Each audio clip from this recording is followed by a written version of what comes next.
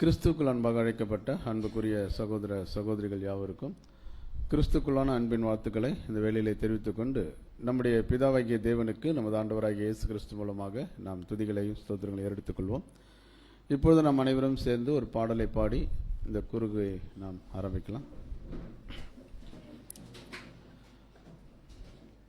பாடல் எண் 44, மானானது நீரோடைகளை என்ற ஒரு பாடலை நம் அனைவரும் சேர்ந்து பாடலாம்.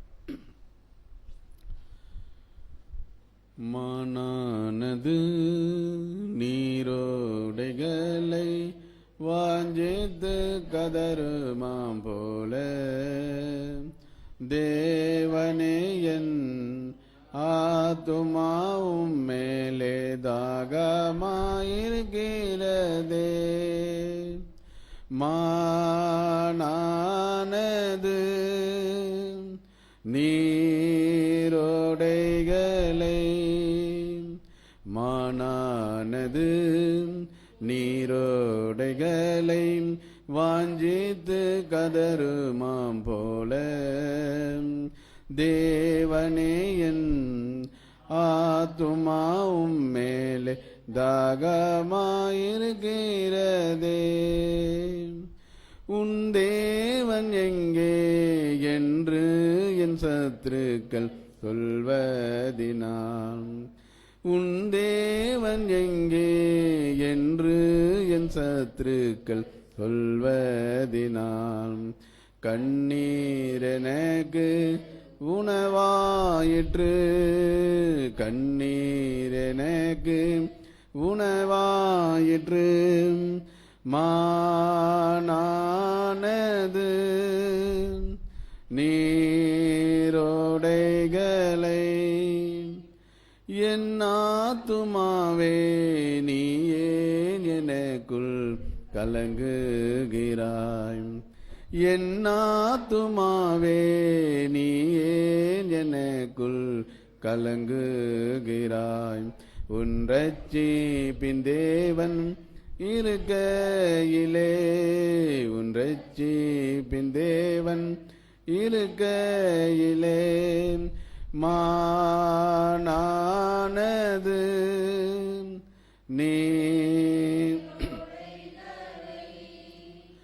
பகற்காலத்திலே உம் கிருபையை பொழிவதினால், பகற்காலத்திலே உம் கிருபையை பொழிவதினால் ராக்காலத்தில் நான் பாடுகிறேன், ராக்காலத்தில் நான் பாடுகிறேன்.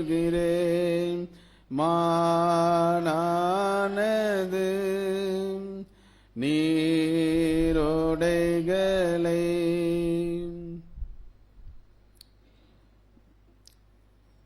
இந்த கூடைக்கு ஆரம்பமாக நம்முடைய சகோதரர் செல்வம் அவர்கள் ஜெபம் செய்வார்.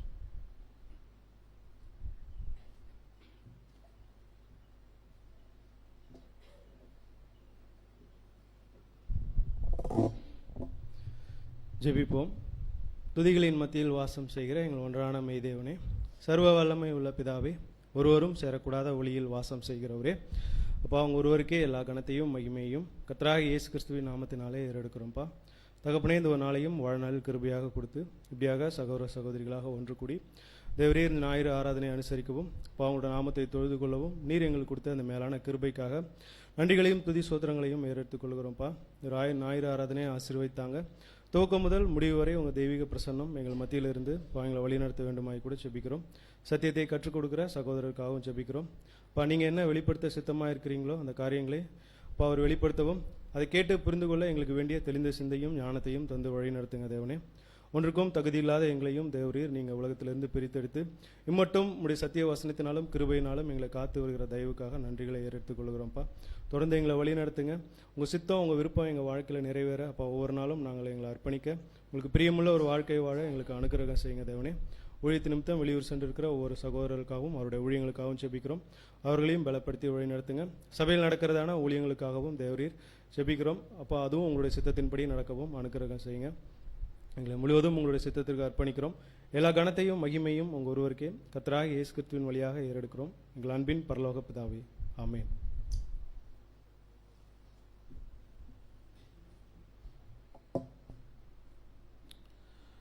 விசுவாச பிரமாணம் நாம் அனைவரும் சேர்ந்து வாசிக்கலாம். தாம் ஒருவராய் சாவாமை உள்ளவரும் ஒருவரும் சேரக்கூடாத ஒளியில் வாசம் பண்ணுகிறவரும் ஆதி அந்தமில்லாத ஏக சக்கராதிபதியுமான யெகோவா என்னும் நாமமுள்ள ஒன்றான மெய்தேவனை விசுவாசிக்கிறோம். அவருடைய ஒரே பேரான குமாரனும் நம்முடைய கர்த்தரும் இரட்சகருமான இயேசு கிறிஸ்துவும் விசுவாசிக்கிறோம். இவர் அதிரசனமான தேவனுடைய சர்வரூபமும் சர்வ சிருஷ்டிக்கு முந்தின பேருமானவர். தேவன் இவரை கொண்டும் இவருக்கென்றும் உலகங்களெல்லாம் உண்டாக்கி இவரையே சர்வத்துக்கும் சுதந்திரவாளியாகவும் நியமித்தார். எல்லாம் இவருக்குள் நிலைநிற்கிறது என்றும் விசுவாசிக்கிறோம். இவர் தேவகுமாரனா இருந்தும் தேவனுக்கு சமமாயிருக்க எண்ணாமல் அக்கிரமணினால் ஜீவனை இழந்த மனுஷர் பேரில் மனதுருகி தம்மை தாமே வெறுமையாகி மனிதனாகி எல்லாரையும் மீட்கும் பொருளாக தம்முடைய ஜீவனையை கொடுத்து தேவனுக்கும் மனுஷருக்கும் சமாதானத்தை உண்டு பண்ணினார் என்றும் விசுவாசிக்கிறோம். ஆதலால் தேவன் இவரை மரித்தோரிலிருந்து எழுப்பி தம்மை போல் குமாரனும் ஜீவனுக்கு அருள் செய்து எல்லாவற்றிற்கும் மேலாக உயர்த்தி தம்முடைய வல்லமையின் வலது பார்சத்தில் வீட்டிற்க செய்தார் என்றும் விசுவாசிக்கிறோம். இவரே தேவனுக்கும் மனுஷருக்கும் மத்தியஸ்தராகவும் சபையாகிய சரீரத்துக்கு தலையாகவும் இருக்கிறார் என்றும் விசுவாசிக்கிறோம். இவர் பரலோகத்துக்கு ஏறி தாம் வாக்குத்தத்தம் பண்ணின உன்னதத்தின் பலனாகிய பரிசுத்த ஆவியை விசுவாசலடைய சபைக்கு அருளி தேவ சித்தத்தை அவர் வெளிப்படுத்தி பலியின் ஜீவித்தில் அவர்களை நடத்தி வருகிறார் என்றும் விசுவாசிக்கிறோம். பிதா குறித்த காலத்தில் இவர் பலியின் மரணத்துக்கு உட்பட்டு முதலாம் உயிர்த்தலடையும் தம்முடைய சபையாகிய சகல பரிசுத்தவான்களோடும் இப்பூமியை நீதியாய் நியாயந்தெடுத்து சகல துரைதனத்தையும் அதிகாரத்தையும் வல்லமையும் பரிகரித்து என்றும் அழியாத தம்முடைய நீதியுள்ள அரசாட்சியை ஸ்தாபிப்பார் என்றும் விசுவாசிக்கிறோம். மரணமடைந்த மற்றவர்கள் கிறிஸ்துவின் அரசாட்சி காலத்தில் அவனவன் தன் வரிசையிலே உயிர்ப்பிக்கப்பட்டு அவர் தம்முடைய மரணத்தினால் சம்பாதித்த நித்திய ஜீவனடைய வழிநடத்தப்பட்டு பூரணப்படுவார்கள். ஆனால் மனப்பூர்வமாய் சீர்திருந்தாதவர்கள் இரண்டாம் மரணத்திலே அழிக்கப்படுவார்கள் என்றும் விசுவாசிக்கிறோம்.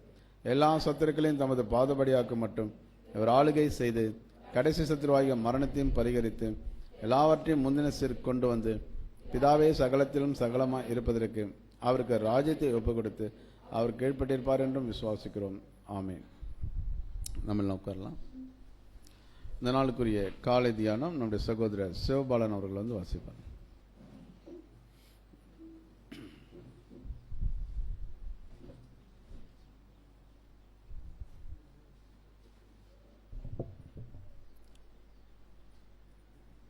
தேவனுக்கே மகிமை உண்டாதாக. இன்றைய நாளுக்குரிய காலை தியானம் வியாழக்கிழமை. என்னுடைய அதிகாலை தீர்மானம், என்னுடைய அதிகால சிந்தையின் விருப்பம் என்னவெனில், கர்த்தர் எனக்கு செய்த எல்லா உபகாரங்களுக்காகவும் அவருக்கு எண்ணத்தை செலுத்துவேன். இரட்சிப்பின் பாத்திரத்தை எடுத்துக்கொண்டு கர்த்தருடைய நாமத்தை தொழுது கொள்ளுவேன். நான் கர்த்தருக்கு செய்த பொருத்தனையை அவருடைய ஜனங்கள் எல்லாருக்கும் முன்பாகவும் செலுத்துவேன்.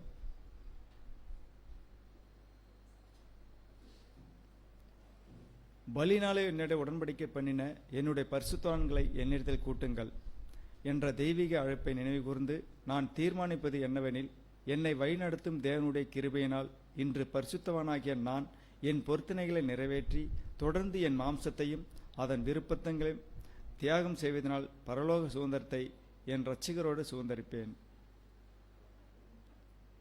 நான் எல்லோரிடத்திலும் எளிமையாகவும் நேர்மை உள்ளவனாகவும் இருக்க முயற்சி செய்வேன். நான் என் சுய கீர்த்தியையும் கனத்தையும் தேடாமல் மகிமையும் கனத்தையும் தேவன் ஒருவருக்கே செலுத்துவேன். என் உதடுகளினால் நான் தேவனை ஜாக்கிரதையாக கனம் பண்ணுவேன். என் வார்த்தைகள் எல்லோருக்கும் மிருதுவாகவும் ஆசீர்வாதமாகவும் இருக்கும்படி முயற்சி செய்வேன். நான் தேவனுக்கும் சத்தியத்திற்கும் சகோதரர்களுக்கும் மற்ற எல்லாருக்கும் பெரிய காரியங்களில் மாத்திரமல்ல, வாழ்க்கையின் சிறிய காரியங்களில் கூட உண்மையாக இருக்க நாடுவேன். தெய்வீக பாதுகாப்பில் என்னுடைய உயர்ந்த நன்மைக்காக எல்லா விருப்பங்களையும் நீக்கும் தெய்வீக கிருபையில் நம்பிக்கை வைத்து சுத்தமான இருதயம் உள்ளவனாக இருப்பதற்கு மாத்திரம் நாடாமல், எல்லா மன விசாரத்தையும் எல்லா அதிருப்தியும் எல்லா சோர்ந்து போகுதலையும் முற்றிலும் வெறுப்பேன். என் வாழ்வில் தேவனுடைய தெய்வீக கிருமினால் அனுமதிக்கப்படுவதை குறித்து நான் முறுமுறுக்கவோ சலிப்படையவே மாட்டேன். ஏனென்றால்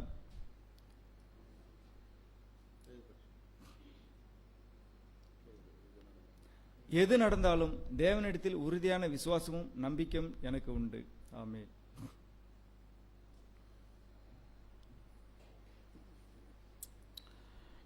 இந்த நாளுக்குரிய பரலோக மன்னா நம்முடைய சகோதரர் அப்துல் ரஹ்மான் அவர்கள் வந்து வாசிவார்.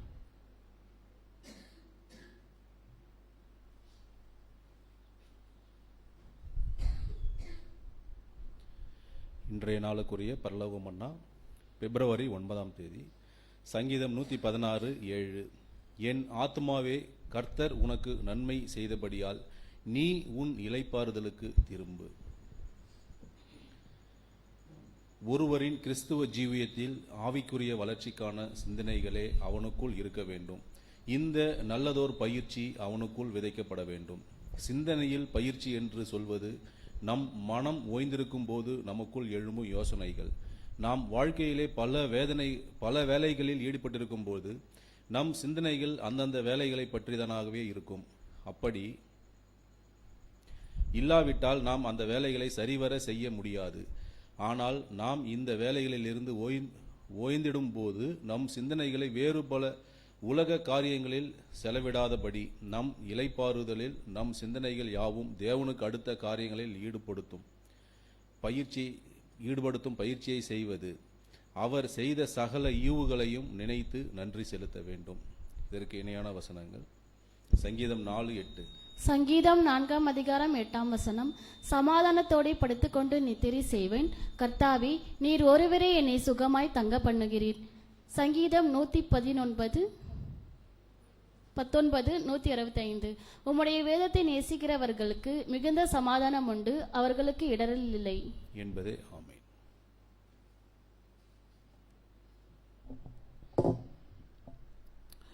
நம்முடைய பிதாவாகிய தேவனுக்கு நாம் கிறிஸ்து மூலமாக நன்றிகளை எடுத்துக்கொள்வோம். இப்போது நாம் வேத பாடத்திற்குள்ளாக நாம் கடந்து செல்லலாம். இந்த நாளுக்குரிய வேத பாடத்தின் தலைப்பு காலக்கூறுகள் என்ற தலைப்பின் கீழாக நம்முடைய அன்பு சகோதரர் ரஞ்சித் குமார் அவர்கள் தேவனுடைய தூதை நம்மத்தில் பகிர்ந்து கொள்வார்.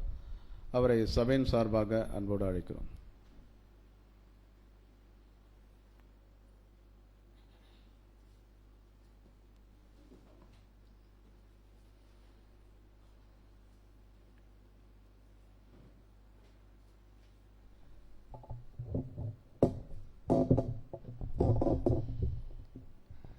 கிறிஸ்து இயேசுவுக்குள் மிகவும் அன்பாக அழைக்கப்பட்ட அன்புக்குரிய சகோதர சகோதரிகளே, உங்கள் யாவருக்கும் நம்முடைய பிதாவாகிய தேவனாலும் நம்முடைய கர்த்தராகிய இயேசு கிறிஸ்துவினாலும் கிருபையும் சமாதானமும் நம் அனைவருக்கும் உண்டாவதாக.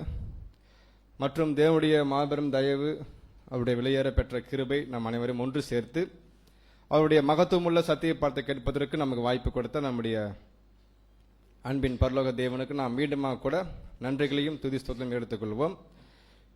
நம்முடைய புது சிருஷ்டியுடைய ஆத்ம ஜீவித்திற்காக நாம் இன்றைக்கு பார்க்கக்கூடிய பாடத்தினுடைய தலைப்பானது சகோதரர் சொல்லியிருக்கிறாங்க. என்ன அப்படின்னு பார்த்தீங்கன்னா, த டைம் எலிமெண்ட்ஸ், காலக்கூறுகள் அப்படின்ற ஒரு சத்திய பாடத்தை நம்ம பார்க்க போகிறோம்.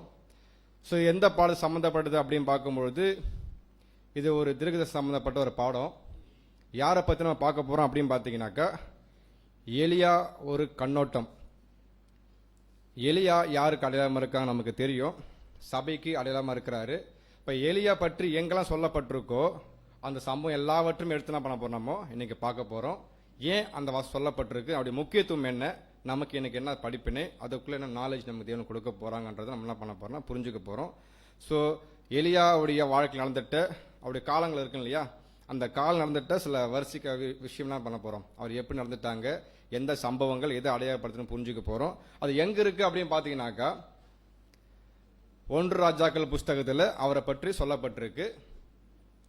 அந்த 1 ராஜாக்கள் புத்தகத்தில் எந்த அதிகாரம் சொல்லப்பட்டிருக்கு அப்படின்னு பார்க்கும்பொழுது 17வது அதிகாரம், 18வது அதிகாரம், 19 இந்த 3 அதிகாரத்திலே எலியா பற்றின முக்கியமான சம்பவங்கள் பதிவு செய்யப்பட்டிருக்கு. அதை குறித்து நம்ம தியானம் செய்ய போகிறோம். அது மட்டும் கிடையாது, 2 ராஜாக்கள் புஸ்தகத்திலுமே சொல்லப்பட்டிருக்கு. எந்த அதிகாரம் அப்படின்னு பார்த்தீங்கன்னாக்கா 2 ராஜாக்கள் 2ஆம் அதிகாரத்தில் சொல்லப்பட்டிருக்கு. ஸோ இந்த இதான் இன்ஃபர்மேஷன் எலியா பற்றி.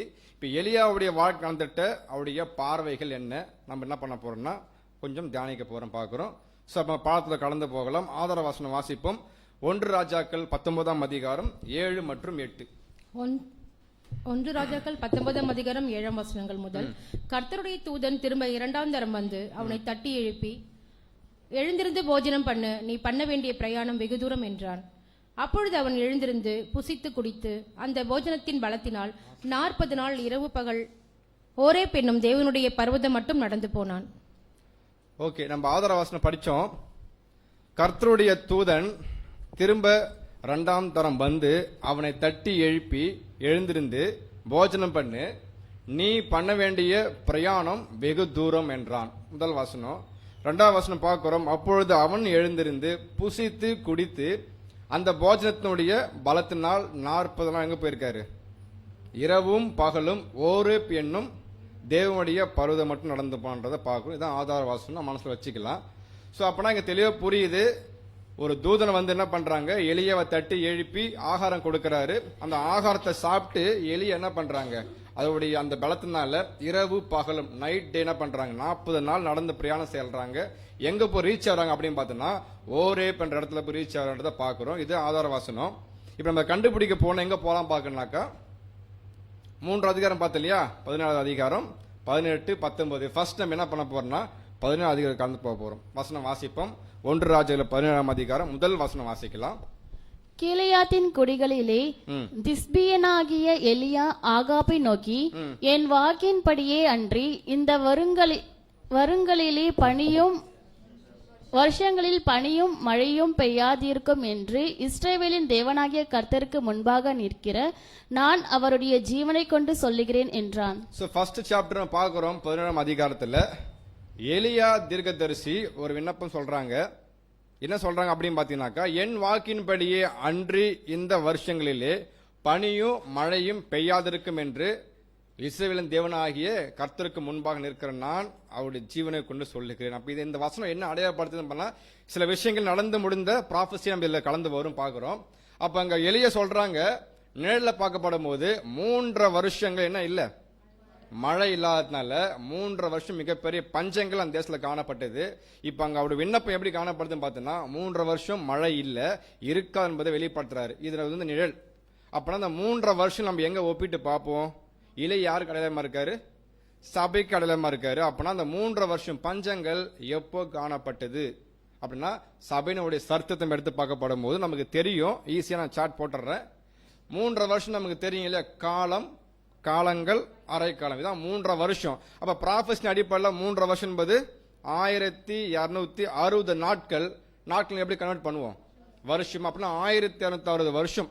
எது வரைக்கும் 539 முதல் 1799 வரை உள்ள காலப்பகுதி தான் பார்க்கிறோம். இது தானிய ப்ராஃபஸில படிச்சிருப்போம். மொத்தம் 1260 வருஷம் சபை என்ன ஆக்கப்பட்டிருக்கு? பஞ்சம், மழை இல்லாமன்னா சத்தியத்தினோட காலப்பகுதி குறைவுபட்டு பஞ்சமான காலப்பகுதியில் வனாந்திர நிலைமையில காணப்படுறது என்ன பண்றாங்க, இந்த வசனம் அடையாளப்படுத்துதுன்னு பார்க்கிறோம். அப்ப எலியா சொன்ன விஷயங்கள் நிழல். எங்க நிஜத்துல பார்க்கும்போது 3 வருஷ காலப்பகுதினா 1160 வருஷம் என்ன இல்ல, சத்தியம் கிடைக்காத பஞ்சங்கள் காலப்பகுதி யார் வாழ்ந்திருக்கிறாங்க அப்படின்னு பார்த்தீங்கன்னா சபை ஜங்க வாழ்ந்திருக்கான்றத வெளிப்படுத்த காண்பிக்குது. அவங்களுக்கு போஷாக்கே இல்லையா அப்படி சுத்தமா கேள்வி கேட்கும் போது இருக்கு. எப்படின்றத பார்க்கும்போது செகண்ட் வசனம் வாசிப்போம். 17ஆம் அதிகாரம் 3ஆம் வசனம். 3ஆம் வசனம். நீ இவ்விடத்தை விட்டு கீழ் திசையை நோக்கி போய் யோர்தானுக்கு நேரா இருக்கிற கேரித் ஆற்றண்டையில் ஒளிந்து கொண்டிரு.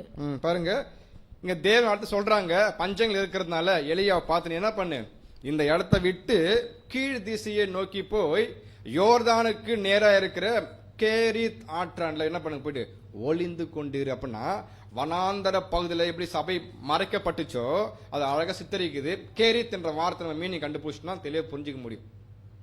என்ன அப்படின்னு பாத்தீங்கன்னா, கேரித் என்ற வார்த்தைக்கு வெட்டி எறிதல் அல்லது துண்டிப்பது. எங்க இருந்து அப்படின்னா சபை என்ன பண்ணுச்சுங்க, போப் ஆதிக்கத்தின் கீழே காணப்பட்டுச்சா. அப்பனா அவங்களுடைய ஒட்டுமொத்த கண்ட்ரோல்ல இருந்து என்ன பண்ணாங்க, தூக்கி எறியப்பட்டிருந்தாங்க. சமுதாயத்திலிருந்து சபை வெட்டி எறியப்பட்ட ஒரு நிலைமையில காணப்பட்டதுன்றது அந்த வசனம் சொல்லப்பட்டிருக்கு. நம்ம ஒரு வசனமா பார்க்க போறோம், முக்கியமான வசனம் மட்டும். சில பழைய இன்ஃபர்மேஷன் நம்ம என்ன பண்ணலாம், ரீகால் பண்ணிக்கலாம்.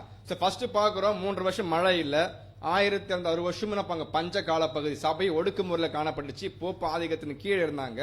அதுக்கப்புறம் தேவன் எப்படி போஷித்தார்னு பார்க்கும் பொழுது கேரித் என்ற ஆற்றங்கள்ல போயிட்டு என்ன பண்ணுங்க, மறைஞ்சுக்குவாங்க. ஏன்னா அவங்களுடைய கண்ட்ரோல் இருக்கப்படும் போது நீங்க எப்படிதான் இருப்பீங்க, ஒடுக்கப்பட்டிருப்பீங்கன்றத அந்த வசனம் நமக்கு தெளிவாக எடுத்து காண்பிதான் பார்க்கிறோம். அப்படி இருக்கக்கூடிய எலியாவுக்கு தேவன் போஷா கொடுக்கவே இல்லையா, சபைக்கு சத்தியம் போகவே இல்லையா அப்படின்னு கேள்விக்கு பார்க்கும்போது அடுத்த வசனம் நம்ம தெளிவு சொல்லப்பட்டிருக்கு. 1 ராஜாக்கள் 17ஆம் அதிகாரம் 10ஆம் வசனம். நீ எழுந்து சீதோனுக்கு அடுத்த சாரிபாத் ஊருக்கு போய் அங்கே தங்கியிரு. உன்னை பராமரிக்கும்படி அங்கே இருக்கிற ஒரு விதவைக்கு கட்டளையிட்டேன் என்றார். So, பாருங்க ஒவ்வொரு சீக்வன்ஸும் அடுத்தடுத்து போது பாருங்க. இப்ப பஞ்சம் சம்மாரில் ரொம்ப கொடுமையா இருக்குது. தண்ணி இல்ல, குடிக்க சாப்பாடு இல்ல. ஆனா தேவன் எலியா எப்படி கைட் பண்றான் பாருங்க. எலியான்னு சபை தெரியலையா? அப்ப தேவன் எப்படி சபையை கொண்டு போறாங்க, அந்த பஞ்சத்தின் மத்தியிலும் எப்படி அவங்களுக்கு சத்தியத்தை கொடுக்குறான்றத பார்க்க முடியுது. அப்படின்னா நீ எழுந்து எங்க போனோம், சீதோனுக்கு போ. சாரிபாத் என்ற ஊர்ல ஒரு விடோ இருப்பாங்க, அவங்க நான் கட்டளிட்டேன், என்ன பண்ண நீங்க போனா உனக்கு ஆகாரம் கிடைக்கும் தேவன்னு சொல்லிட்டாங்க. இப்ப அங்க என்ன பண்றாங்கன்னா எலியா அந்த ஊருக்கு போறாங்க. எந்த ஊருக்கு? சாரிபாத் என்ற ஊருக்கு போறாங்க. அங்க யாரு இருக்காங்க? ஒரு விதவை இருக்கிறாங்க. அவங்கள பார்க்க அவங்க என்ன பண்றாங்க, வெறு பொறுக்கிட்டு இருக்காங்க. ஏன் தெரியுங்களா? ரொம்ப பஞ்சம் அதிகமா இருக்குது, சாப்பாடு சாப்பிட்றதுக்கு எதுவுமே இல்ல. கடைசியா கொஞ்சம் அப்பம் கொஞ்சம் எண்ணெய் தான் அவங்கள்ட்ட இருந்துச்சு. அந்த பானையில பாக்குறோம். அப்ப எலியா என்ன பண்ண போயிட்டு தேவன் சொல்லிட்டான்னு கடந்து போயிட்டு அவங்கள்ட்ட பேசுவார். போயிட்டு இந்த மாதிரி ஸ்திரியை என்ன பண்ண எனக்கு கொஞ்சம் குடிக்க தண்ணி கொடுங்க கேட்பாங்க. அவங்க தண்ணி மொண்டை உள்ள போகும்போதே திரும்பி கேட்பாரு, வறுமை கொஞ்சம் அப்பம் எடுத்துன்னு வாங்கன்ட்டு. அந்த அம்மா பதில் சொல்லும், எங்க வீட்டுல கொஞ்சம் அப்பம் தான் இருக்குது, கொஞ்சம் என்ன தான் இருக்குது, அதான் கடைசி, அதை தான் சாப்பிட்டு நானும் என் பிள்ளை என்ன பண்ணுறேன் மறிக்க போறேன். ஏன்னா பஞ்சம் அந்த அளவுக்கு இருக்கு, லாஸ்ட் ஃபுட் அதான். அதுக்கப்புறம் கிடையாதுன்ற போது நான் சொல்றத மாதிரி செய்யறாங்க. அவங்க போய் செஞ்சுட்டு வராங்க பாக்குறோம். இந்த சம்பவம் எது அடையாளப்படுத்துன்னு பார்க்கப்படும் போது அதே சம்பவங்கள் தான். 1206 வருஷமும் சபை வனாந்தரத்துல மறைக்கப்பட்டிருக்கு, ஒதுக்கப்பட்டிருக்கு, இரும்பு பிடிக்குள்ள மாட்டிக்கொண்டு இருந்தாலும் கூட எப்படி அந்த சாரிபாத் விதவையின் மூலமாக எலியா போஷிக்கப்பட்டாரோ அந்த பஞ்சத்தின் மத்தியிலும் கூட நிஜத்துல பார்க்கப்படும் போது போப் ஆதிக்கத்தின் கீழே அடக்குமுறை இருந்த சபைக்கு தேவன் எந்த அளவுக்கு அற்புதமாக சத்தியத்தை கொடுத்து வழிநடத்தினத இந்த வசனம் நமக்கு சித்தரிக்கிறது. அது எப்படி புரிஞ்சுக்க முடியும்னு பார்க்கும்போது வசனம் வாசிப்போம். 1 ராஜாக்கள் 17ஆம் அதிகாரம் 14. 1 ராஜாக்கள் 17ஆம் அதிகாரம் 14ஆம் வசனம். கர்த்தர் தேசத்தின் மேல் மழையை கட்டளையிடும் நாள் மட்டும் பானையின் மா செலவிழந்து போவதும் இல்லை, கலசத்தின் எண்ணெய் குறைந்து போவதும் இல்லை என்று இஸ்ரவேலின் தேவனாகிய கர்த்தர் சொல்லுகிறார். பாருங்க அழகா சொல்றாங்க பாருங்க. கர்த்தர் தேசத்தின் மீது அப்படின்னா உலகத்தின் மீது சத்தியம் வர்றதுக்கு முன்னாடியே, அதான் சொல்ல மழை பார்க்கிறோம், சத்தியம் இல்லையா? அப்படின்னா மழையை கட்டளையிடும் நாள் மட்டும் பானைலாம் ஆகலையா, பானைக்குள்ள இருக்கக்கூடிய மாவு சரி எதுவுமே நல்ல காலியா வேலை எடுக்க வந்துட்டு இருக்கும். அதே மிராக்கிள், அது எப்படி நமக்கு தெரியாது. அவங்களுக்கு என்ன பண்ணுங்க, பஞ்சத்தின் மத்தியிலும் போஷிக்கப்பட்டாங்க என்பதே அவருடைய வெளிப்பாடா இருக்குது. அப்ப தெளிவா புரிஞ்சுக்க முடியுது. எலியா 1206 வருஷமே ஒழித்து கொண்டிருந்தாலும் போப் ஆதிக்கத்தின் கீழே கட்டுப்பாடு வச்சிருந்தாலும் என்ன ஆச்சு அப்படின்னு பார்த்தீங்கன்னா தேவன் அவங்கள சுத்தமா கைவிடாம அவங்களுக்கு தேவையான வனாந்தரத்துல காணப்பட்டாலும் கூட அவங்களுக்கு தேவையான சத்தியத்தை எப்படியாவது கொடுத்து கொண்டுதான் விளக்கம் காமிக்குது. கேரித்த ஆட்டில் மறைச்சிருக்கும் போது என்ன பண்ணாங்க, காகம் சாப்பாடு கொடுக்கறதா இருக்கட்டும், அப்பம் கொடுக்கறதா இருக்கட்டும், போஷிக்கப்பட்டாரு. அதுக்கு அடுத்து அங்க பஞ்சம் அதிகமானதுனால அந்த ஆறுல தண்ணி வற்றி போயிடுச்சு. வற்றி போனதுனால என்ன பண்ண, அடுத்து எங்க போ, சாரிபாத் என்ற ஊருக்கு போ, அங்க ஒரு விதை இருப்பாங்க, அவங்களும் போஷிக்கப்பட போறாங்க, நீயும் போஷிக்கப்பட. எப்படி எல்லாம் சுத்தி என்ன பண்றாங்கன்னா சபையே கொஞ்சம் கொஞ்சமா போஷிக்கப்பட்டு எப்படி அவங்களை மீண்டும் கொண்டு தான் பார்க்க முடியுது. இந்த வசனம் நமக்கு நிஜத்தை என்ன கொண்டு வருது அப்படின்னு பாத்தீங்கன்னா எலியாவுடைய மிகப்பெரிய வெற்றியை சித்தரிக்குது. என்ன அப்படின்னு பாத்தீங்கன்னா போப் என்ன சொன்னாங்க, 1260 வருஷம் என்ன பண்ணா தன் கட்டுப்பட வச்சிருந்த அந்த மிகப்பெரிய அந்த ஆதிக்கத்தை என்ன பண்ணுச்சுனாக்கா தொடைத்து வெளியேறிச்சு. 1800 என்ன ஆச்சுங்களா, பரிசுத்த வேதாகம சங்கம் என்ன ஆச்சுங்க, அதிகமா ஆக்கப்பட்டு உலகம் எங்கெல்லாம் வந்து போச்சு சத்தியம். ஏன் அப்படின்னு பார்த்தோம்னாக்கா அவங்க அந்த சத்தியத்தை என்ன பண்ணாங்க, தன் கட்டுப்பாடு வைத்துக் கொண்டிருந்தாங்க இல்லையா, யாருக்கும் வெளிப்படுத்தா படிக்க அவங்களுக்கு மாத்திரமே புரிய வச்சிருந்தது. எலியா மூலம் கண்டுபிடிக்கிறோம் அந்த கால போய் போஷிக்கப்பட்டது அப்படின்னா 1800ல என்ன வந்துச்சு, என்ன புரட்சி. அதுக்கப்புறம் மிகப்பெரிய வெடிப்பு அப்படின்னா சத்தியம் மறைக்கப்பட்டிருந்தது. இப்ப என்ன ஆயிடுச்சு, அன்னைக்கு ஆரம்பிக்கப்பட்ட சத்தியங்கள் உலகம் முழுவதும் வெளிச்சம் மிகப்பெரிய பிரகாசமா காணப்பட்டிருக்கு. அப்ப பாருங்க மழை வர்றதுக்கு முன்னாடி அப்படின்னா தெளிவு சொல்லப்பட்டிருக்கு. சத்தியம் எந்த அளவுக்கு மறைக்கப்பட்டிருந்தாலும் தேவன் ஏற்ற காலத்தை சரியான பண்ணாங்க வெளியே கொண்டுதாங்க. அடுத்த இந்த அதிகாரம் பார்க்கிறோம். எந்த அதிகாரம், 1 ராஜாக்கள் 17ஆம் அதிகாரம் பார்க்கிறோன்றதை புரிஞ்சுக்க முடியுது. அதுக்கடுத்து என்ன இன்சிடென்ட் வரும் பாத்தீங்கன்னாக்கா அந்த சாரிபாத் விதவை இருக்கிறாங்கல்ல, அவங்களுடைய பிள்ளை இறந்து போயிடுவாரு. அதுக்கப்புறம் எலியா போயிட்டு அவர் என்ன பண்ணுவாங்க, எழுப்ப சம்பவம் நம்ம அதை பத்தி பார்க்க போறோம். இந்த 3 வருஷம் இந்த வெளிப்படுத்தும் பாத்தீங்கன்னா போப் மார்க்கத்துக்கு கீழே சபை எந்த அளவுக்கு ஒடுக்கப்பட்டிருந்தாங்க, அவனை இரும்பின் பிடியிலிருந்து எப்படி காப்பாற்றப்பட்டாங்க, அப்படி இருந்தாலும் கூட தேவன் எப்படி அவனை பராமரித்து ஆகாரம் கொடுத்தாங்க, போஷித்தாங்கன்றத இந்த 3 வருஷம் நம்ம என்ன பண்ணா தெளிவாக காண்பிக்கதை புரிஞ்சிக்க முடியுது. இதோடைய சுருக்கம் தான் பார்க்குறோம் 17ஆம் அதிகாரம். அடுத்து என்ன பண்ண போறோம்னாக்கா சாப்டர் 18க்கு போறோம். வசனம் வாசிக்கலாம். 1 ராஜாக்கள் 18ஆம் அதிகாரம் முதல் வசனம். அநேக நாள் சென்று 3ஆம் வருஷமாகையில் கர்த்தருடைய வார்த்தை எலியாவுக்கு உண்டாகி, நீ போய் ஆகாபுக்கு உன்னை காண்பி, நான் தேசத்தின் மேல் மழையை கட்டளையிடுவேன் என்றார். பாருங்க, இப்ப அடுத்து தேவன் சொல்றாங்க, அநேக நாள் சென்று 3ஆம் வருஷம் வருகையில் கர்த்தருடைய வார்த்தை யாருக்கு வெளிப்படுத்துன்னு பார்த்தீங்கன்னா எலியாவுக்கு வெளிப்படுத்துது. நீ இப்போ என்ன பண்ண, ஆகாப்புக்கு உன்னை காண்பி, நான் தேவன் சொல்றாங்க தேசத்தின் மீது மழையை கட்டளை போறேன். அப்படின்னா 1600 வருஷம் முடிவு பகுதி வந்துட்டு இருக்கு. என்ன வரப்போகுது இப்போ? அந்த பஞ்சம் நிக்கப்பட போகுது. பஞ்சம் குறையப்பட்டு எல்லாருக்கும் வல்லமையாக என்ன கொடுக்கப்பட போகுது? சத்தியம் என்ற ஆகாரம் கொடுக்கப்பட போகுது. நீ என்ன பண்ண, எலியா போயிட்டு ஆகாப்ப மீட் பண்ணி பேசுன்றாரு. அப்ப நம்ம தெளிவா புரிஞ்சுக்க முடியுது, இந்த இடத்துல மறைக்கப்பட்ட மாபெரும் சத்தியம் எங்க மறைக்கப்படுதுங்களா? போப் மார்க்கம் பயணப்பட லத்தீன் மொழியில மறைச்சு வச்சிருந்தாங்க. மறுத்து போன லத்தீன் மொழி சொல்லப்பட்டிருக்கும். யாரெல்லாம் படிச்சு புரிஞ்சிக்க முடியாது, ஏன்னா அவங்க மொழியில இருக்குது இல்லையா, எப்படி படிச்சு புரிஞ்சிக்க முடியும்? இப்ப 1808 அப்புறம் பைபிள் சொசைட்டி ஆச்சுங்க, உலகம்ல பல மொழிகள்ல மொழிபெயர்க்கப்பட்டாச்சு. மொழிபெயர்க்கப்பட்டதுக்கு அப்புறம் தெரிஞ்சது அவங்களுக்கு மிகப்பெரிய வீழ்ச்சி, அவமானம், வல்லமை, கௌரவம் குறைக்கப்பட்டுடுச்சு. இப்ப யாருங்க வெற்றி பெறாங்க பார்க்கும்போது எலியா வெற்றி பெறாங்கறத இந்த வசனம் சித்தரிக்குது. அதே போல பார்க்கும்போது யாரோட தீர்க்கதரிசிங்க, பாகாலுடைய தீர்க்கதரிசிக்கும் எலியாவுடைய தீர்க்கதரிசிக்கும் மிகப்பெரிய ஒரு போட்டி நடக்குதாங்க. இல்ல யார் ஜெயம் கொள்றாங்க அப்படின்னு பார்க்கும்போது எலியா ஜெயிக்கிறாரு.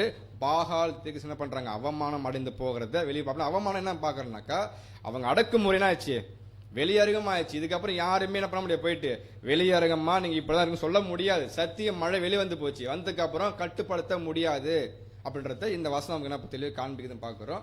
இது எந்த விஷயம் சொல்லப்பட்டிருக்குன்னா, தானியேல படிப்பிலே முடிவு காலம் 1890 முடியுது இல்லையா, அதனுடைய கடைசி பகுதி வெளிப்படுத்தும் போக ஒரு பேரா போற நீங்க படிக்கலாம். 1 ராஜாக்கள் 18 1799 மாபெரும் வெற்றி முடிவு காலம். இந்த அதிகாரம் 1799 வருடத்தை சுற்றியுள்ள நிகழ்வுகளை பற்றி கூறுகிறது. தானியேலின் முடிவு காலம். பாகாலின் தீர்க்கதரிசிகளுக்கு எதிராக சவாலில் எலியா வெற்றி அடைந்தார். நிஜத்தில் பிரெஞ்சு புரட்சியினால் வந்த ஒரு மிகப்பெரிய நன்மை போப் அமைப்பின் மீது வேதாகமம் கொண்டிருந்த வெற்றியாகும். வெற்றி அப்படின்னா மறைக்கப்பட்ட வேதாகமங்கள் என்ன ஆச்சுனாக்கா, இப்போ ஒதுக்கப்பட்டது எல்லாமே தேவனுடைய பார்வையில மழை வரும் பகுதி வெளிப்படுத்தும் பொழுது சத்திய மார்க்கம் மதங்கனா வச்சுங்க அநேக பேர் கொண்டு போய் ரீச் ஆனதை பத்தி பேசப்பட்டிருக்கின்ற பார்க்கிறோம். இது முதல் வசனம். அடுத்து பார்க்கும்போது என்ன சொல்லப்பட்டிருக்குனாக்கா, ஒபதியா வருவார் சீன்ல நமக்கு தெரியும் இல்லையா. ஒபதியா யாரும் பார்த்தீங்கன்னா ஆகாபுடைய அரண்மனை வேலைக்காரர். அவர் என்ன பண்ணுவாருன்னு பார்க்கும்போது தேவனுடைய பிள்ளைகளை 100 பேர் என்ன பண்ணுவாங்க, 50 பேரா ஒரு கோயில் என்ன பண்ணுவாரு, மறைச்சு வைப்பாரு. அது ஃபுட்டு கொடுத்து தண்ணி கொடுத்து பாதுகாப்பாரு. அது ஒரு பக்கம் இருக்கட்டும். அதுக்கப்புறம் ஒபதி என்ன பண்ணப்போ ஒரு நாள் மீட் பண்ணுவார். யாரை மீட் பண்ணுவாருன்னா எலியை சந்திப்பாரு. சந்திக்கும் போது சொல்லுவாங்க, நீங்க இப்படி பண்ணிட்டீங்களே அப்படின்னு. உடனே எலியா சொல்லுவாரு, நான் ஆகாபை மீட் பண்ணணும் இப்போ சொல்லுன்னுவாரு. அப்ப ஆகாபு என்ன பண்ணாங்க, போயிட்டு ஆகாபு கிட்ட ஒபதியா பேசுவார் போயிட்டு, இந்த மாதிரி எலியா அவங்க சந்திக்கணுமான்ட்டு. இப்ப அடுத்து என்ன ஆகப்பட போகுதுன்னா, இந்த சம்பவத்துக்கு அடுத்தும் ஆகாப் ராஜாவும் எலியா மீட் பண்ணக்கூடிய சம்பவம் நடக்க போகுது. வசனம் வாசிக்கலாம். 1 ராஜாக்கள் 18ஆம் அதிகாரம் 15ஆம் வசனம். அதற்கு எலியா, இன்றைக்கு என்னை அவனுக்கு காண்பிப்பேன் என்று சேனைகளின் கர்த்தருக்கு முன்பாக நிற்கிற நான் அவருடைய ஜீவனை கொண்டு சொல்லுகிறேன் என்றான். இந்த சம்பவம் எதை வெளிப்படுத்த நேரில் பார்க்க முடியும்போது எலியா சொல்றாங்க, இன்னைக்கு நான் என்ன பண்ண போயிட்டு ஆகாப் ராஜாக்கு முன்பாக என்ன காண்பிப்பேன் அப்படின்னு சொல்றாரு. என் ஜீவனுக்குன்னு சொல்லுங்க. அப்படின்னா என்ன விஷயம் பாக்குறேன்னாக்கா, ஆகாப் ராஜாக்கும் எலியாக்கம் உள்ள ஒரு சந்திப்பு மிகப்பெரிய ஒரு விஷயத்தை, அறிவு சத்தியத்தை வெளிப்படுத்துது. என்ன தெரியுங்களா, மறைக்கப்பட்ட 2 யுகத்தினுடைய சத்தியங்கள் மத ரீதியாக மறைக்கப்பட்டது இல்லையா, அதோட வெளிச்சனாகப்பட பார்த்தா வெளி வரப்போகுது. அது மட்டும் கிடையாது, சாத்தா என்ன பண்றாங்க பாத்தீங்கன்னாக்கா, அவங்களுடைய கருவின் மூலமாக ஒட்டுமொத்த சபையை எப்படி துன்புறுத்தினாலும் அந்த துன்புறுத்திலிருந்து எப்படி மீண்டு வெளில வந்தாங்கன்றத ரெவலேஷன்ல சொல்லப்பட்டிருக்கும். இந்த சம்பவத்துக்கு வசனம் வாசிக்கலாம். ஸ்திரீயானவள் அந்த பாம்பின் முகத்திற்கு விலகி ஒரு காலமும் காலங்களும் அரை காலமுமாக போஷிக்கப்படத்தக்கதாய் வனாதரத்தில் உள்ள தன் இடத்திற்கு பறந்து போகும்படி பெருங்கழுகின் 2 சிறகுகள் அவளுக்கு கொடுக்கப்பட்டது. அப்பொழுது அந்த ஸ்திரீயை வெள்ளம் கொண்டு போகும்படிக்கு பாம்பானது தன் வாயிலிருந்து ஒரு நதி போன்ற வெள்ளத்தை அவளுக்கு பின்னாக ஊற்றிவிட்டது. பூமியானது ஸ்திரீக்கு உதவியாக தன் வாயை திறந்து வலு சர்ப்பம் தன் வாயிலிருந்து ஊற்றின வெள்ளத்தை விழுங்கினது. தெரியும் சாத்தானுடைய அமைப்பு எதுன்னு பார்த்தோம்னா, அந்த ரோம் அவங்க என்ன பண்றாங்க பார்த்தீங்கன்னா, மத ரீதியாக அவங்க கட்டுப்பாட்டு வைத்திருக்கிற அந்த சபையை எப்படி வெளியே கொண்டு வரணும், மிகப்பெரிய வெற்றி அடைஞ்சிட்டாங்க. ஆனா நம்ம புரிஞ்சுக்க முடியுது என்ன வெற்றி அப்படின்னு பாத்தீங்கன்னா, 2 பேரும் சந்திக்கப்படும் போது என்ன வெளிப்படுத்துன்னா, சாத்தான் மூலம் வெளிப்படுத்தப்பட்ட அந்த ரோம சபை மற்றும் பரிசுத்த ரோம ராஜ்யம் எந்த அளவுக்கு அவமானப்படுத்தப்பட்டுச்சு, வீழ்ச்சிக்குள்ள கடந்து போனதுன்றத இந்த வசனம் வெளிப்படுத்தி காண்பிக்குது. என்ன அப்படின்னு பாத்தீங்கன்னாக்கா, ஏன்னா அவன் முழுமையான கட்டுப்பாடு, இதுக்கப்புறம் அவங்க யாரும் வெளியாகிறோம்னா துன்புறுத்த முடியாது சபையை. அப்ப தெளிவா புரிஞ்சிக்க முடியுது அவன் என்ன பண்றான். 2 பேரும் சந்திக்கப்படும் போது வேதாகமும் எந்த அளவுக்கு எலியா மூலமா தேவன் வெற்றியை கொண்டு வராங்கன்னு. இந்த எலியா சொல்லும் போதெல்லாம் நீங்க என்ன நினைச்சுக்கணும்னா, சபையாக நமக்கு எப்படி அந்த சத்தியம் வெளில வந்துட்டு இருக்குன்றதை நம்ம கன்ஃபார்ம் பண்ணிக்கணும். அப்ப இந்த விஷயம் சிம்பிளா போயிட்டு இருக்கிறோம். அடுத்து என்ன பண்றோம் பாத்தீங்கன்னாக்கா, 18ஆம் அதிகாரத்துல 17 சொல்லப்பட்டிருக்கு. ஆகாப் உடனே எலியா பாக்குறாரு. அவங்க பேசி சந்திப்பு முடிச்ச உடனே ஆகாப் கிட்ட முதல் கேள்வி என்ன கேள்விங்களா, இஸ்ரவேலை கலங்க பண்ணுகிறவன் நீ அல்லவா என்றான். அப்படின்னு அர்த்தங்களா, படிக்கலாம். ஆகாப் எலியாவை சந்தித்த போது, இஸ்ரேலை கலங்க செய்கிறவன் நீதானா என்று அவன் கேட்டான். போப் அமைப்பு 1260 வருடங்களாக சட்டபூர்வமாக சத்தியத்தை தடை செய்தது. கிட்டத்தட்ட ஆகாப்பின் குற்றச்சாட்டை போல தேவனுடைய ஜனங்கள் இந்த உலகத்தை கலங்க செய்கிறவர்கள் என்று மறுபடியும் சொல்லப்படுகிறது. ஆகாப்பின் இந்த பிரச்சனை உருவாக்கியது என்று எலியா பதில் அளித்து. அப்படின்னா இங்க என்ன சொல்லப்பட்டிருக்குன்னா, எலியா பார்த்த உடனே ஆகா பேசின முதல் விஷயம், இஸ்ரவேலையே கலங்க பண்ணுங்க நீதானான்னு கேட்கும்போது என்ன நிழல பார்க்கிறோம், நிஜத்துல பார்க்கப்படும் போது என்ன அர்த்தம் அப்படின்னு பார்த்தீங்கன்னா, ஆகாப் எலியாவை சந்தித்த போது இஸ்ரவேலை கலங்க செய்ய நீதானா என்ற கீழே அர்த்தம் என்ன தெரியுங்களா, 1260 வருஷமா சட்டபூர்வமாக வேதாகமத்தை தன் கட்டுக்களை யார் செஞ்சது, போப் வச்சிருந்தாங்க இல்லையா. அந்த விஷயங்கள் என்ன பண்றாருனாக்கா உலகத்துக்கு வெளிப்படுத்த கொண்டு வந்து யார் தெரியுமா, இன்னைக்கு அது நிழல். இன்னைக்கு யார் பேசிட்டு இருக்கா, உலகத்தை அந்த அட்டுழியங்கள், அராஜகங்கள், அக்கிரமம் எல்லாவற்றும் யார் வெளிப்படுத்தி காண்பிக்கிறா. இன்னைக்கு நமக்கு வசனம் இருக்கு, இதோ உலகத்தை கலக்குகிறவர்கள் இங்கேயே வந்துட்டாங்க. அப்ப யாருங்க, திருச்சபையின் பிள்ளைகள் சத்தியத்தின் அடிப்படையில் உண்மை பிரகடனப்படுத்தப்படும் போது எல்லாருக்கும் மிகப்பெரிய அவமானம். ஏன்னா அவங்க சொன்ன எல்லா விஷயம் தப்புன்னு யாரையும் சுட்டி காமிக்கிறா, நாம தான் காமிக்கிறோம். அவங்க சொல்றாங்க ட்ரினிட்டி சொல்லும் போது நம்ம என்ன பண்றோம், இல்லன்றத சத்தியத்தை எடுத்து வெளிப்படுத்தி காண்பிக்கிறோமே இல்லையா.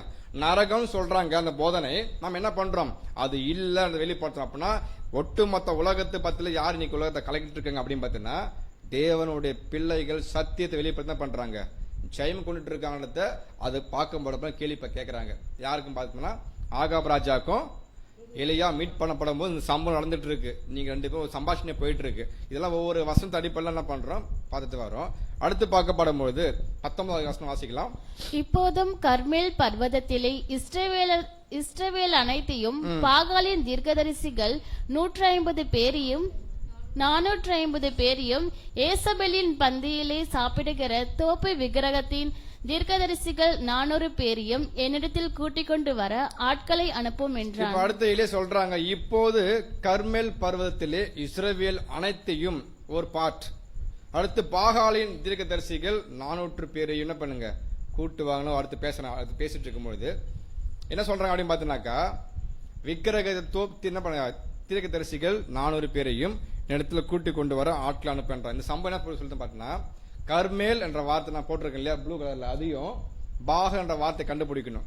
கர்மேல் என்பதற்கு என்ன அர்த்தம், திராட்சை தோட்டம் என்று பொருள். அப்படின்னா இது எது சித்தரிக்குதுன்னு பாத்தீங்கன்னா, 1000 வருஷமாக சத்தியம் மறைக்கப்பட்ட காலப்பகுதி இருக்கு இல்லையா, அதுக்கப்புறம் சத்தியம் வெளியே வந்துச்சு. எதுக்காக அப்படின்னு பார்த்தோம்னா, சுவிசேஷ யுகத்துல வாழ்ந்து கொண்டிருக்கிற தேவன பிள்ளைங்களுக்கு வர வேண்டிய சத்தியங்கள் என்ன பண்ணணும், வந்தா ஆக வேண்டும். அதோடைய குறை எப்படி பூர்த்தி பண்ணுதுன்னு பாத்தீங்கன்னாக்கா பாருங்க, அதான் வார்த்தை திராட்சை தோட்டம்னா கனி கொடுக்கக்கூடிய சத்தியங்கள் வெளியாக்கப்பட்டுருச்சுன்றதையும் சித்தரிக்கிறது. அது மட்டும் கிடையாது, அங்கே போட்டிருக்கு பாருங்க, எஞ்சியுள்ள சுவிசேஷ யுகத்திற்கு திராட்சை தோட்டத்தை மறுபடியும் மறையறுத்தது. மறைக்கப்பட்டிருந்துச்சு இல்லையா, இப்ப திரும்பி கொடுக்கக்கூடிய காலம் வந்து போச்சு. பாகால் என்ற வார்த்தை அர்த்தம் பார்த்தோம்னா திருமணம் செய் அல்லது ஆளுகை செய். இப்ப குடும்பம் என்ன பண்ணல, அது மாறல அப்படின்னு அர்த்தம். சத்தியம் கிடைச்சாலும் கூட அந்த ஆதி காலத்துல யார் இருந்தாங்க, ரெவலேஷன் படிப்பேன் இல்லையா, யார் நிக்கோல மதஸ்தர். அவங்க என்ன பண்ணுவாங்க, பேர் அர்த்தம் ஆளுகை செய்ய அர்த்தம். அப்படின்னா மத போதகர்கள் அப்பயும் கூட என்ன பண்ணாங்க, சபைக்குள்ள தன் ஆதிக்கத்தை செலுத்திக் கொண்டிருந்தாங்க. தீம் என்ன பண்ணுதுன்னா இந்த வசனம் கட்டுப்படுது. ஏன்னா பாருங்க, இப்போது கர்மேல் பர்வதம் அப்படின்னாங்க திராட்சை தோட்டத்தின் மேல் இஸ்ரவேல் அனைத்தும் தேவனுடைய சபை பிள்ளைகள். 2வது பாகம் பாகாலின் ப்ராஃபசி. ரெண்டு பேர் வராங்க இல்லையா? அப்ப சத்தியம் வெளில வந்துருச்சு. வந்தாலும் கூட யாரா இருக்கா உள்ள? சபையை வளர்ச்சி அடையுது. ஆனா சபையை வளர்த்தக்கூடியவர் யார் எடுத்துறாங்க பார்த்தீங்கன்னா, அந்த ஆளுகை செய்யக்கூடிய அதிகாரத்தையும் ஆதிக்கத்தையும் யார் எடுத்துறாங்க பார்க்கும்போது இந்த நிக்கோல மாசத்துல என்ன பண்றாங்க, அந்த மாதிரி ஒரு எக்ஸாம்பிள் கொடுக்கப்பட்டிருக்கு இந்த வருஷத்துல பாக்குறோம். நெக்ஸ்ட் 19 என்ன பண்றான் பார்க்கும்போது, எலியா மிகப்பெரிய சவால் விடுவாரு. நீங்க என்ன பண்ணுங்க, ஒரு 2 காலை சூஸ் பண்ணுங்க. சூஸ் பண்ணிட்டு நெருகு வச்சுட்டு என்ன பண்ணுங்க, காலை வச்சுட்டு நெருப்பு போடாம என்ன பண்ணுங்க, விண்ணப்பம் பண்ணுங்க. நெருப்பு வந்து பச்சிக்கிற தெய்வமே தெய்வம் என்றது பேசுவார். இந்த சம்பவம் நமக்கு தெரியும் இல்லையா? இப்ப அதான் பார்க்க போறோம். வசனம் வாசிக்கலாம். 1 ராஜாக்கள் 18ஆம் அதிகாரம் 21ஆம் வசனம். அப்பொழுது எலியா சகல ஜனத்தண்டைக்கும் வந்து, நீங்கள் எந்த மட்டும் 2 நினைவுகளால் குந்தி குந்தி நடப்பீர்கள்?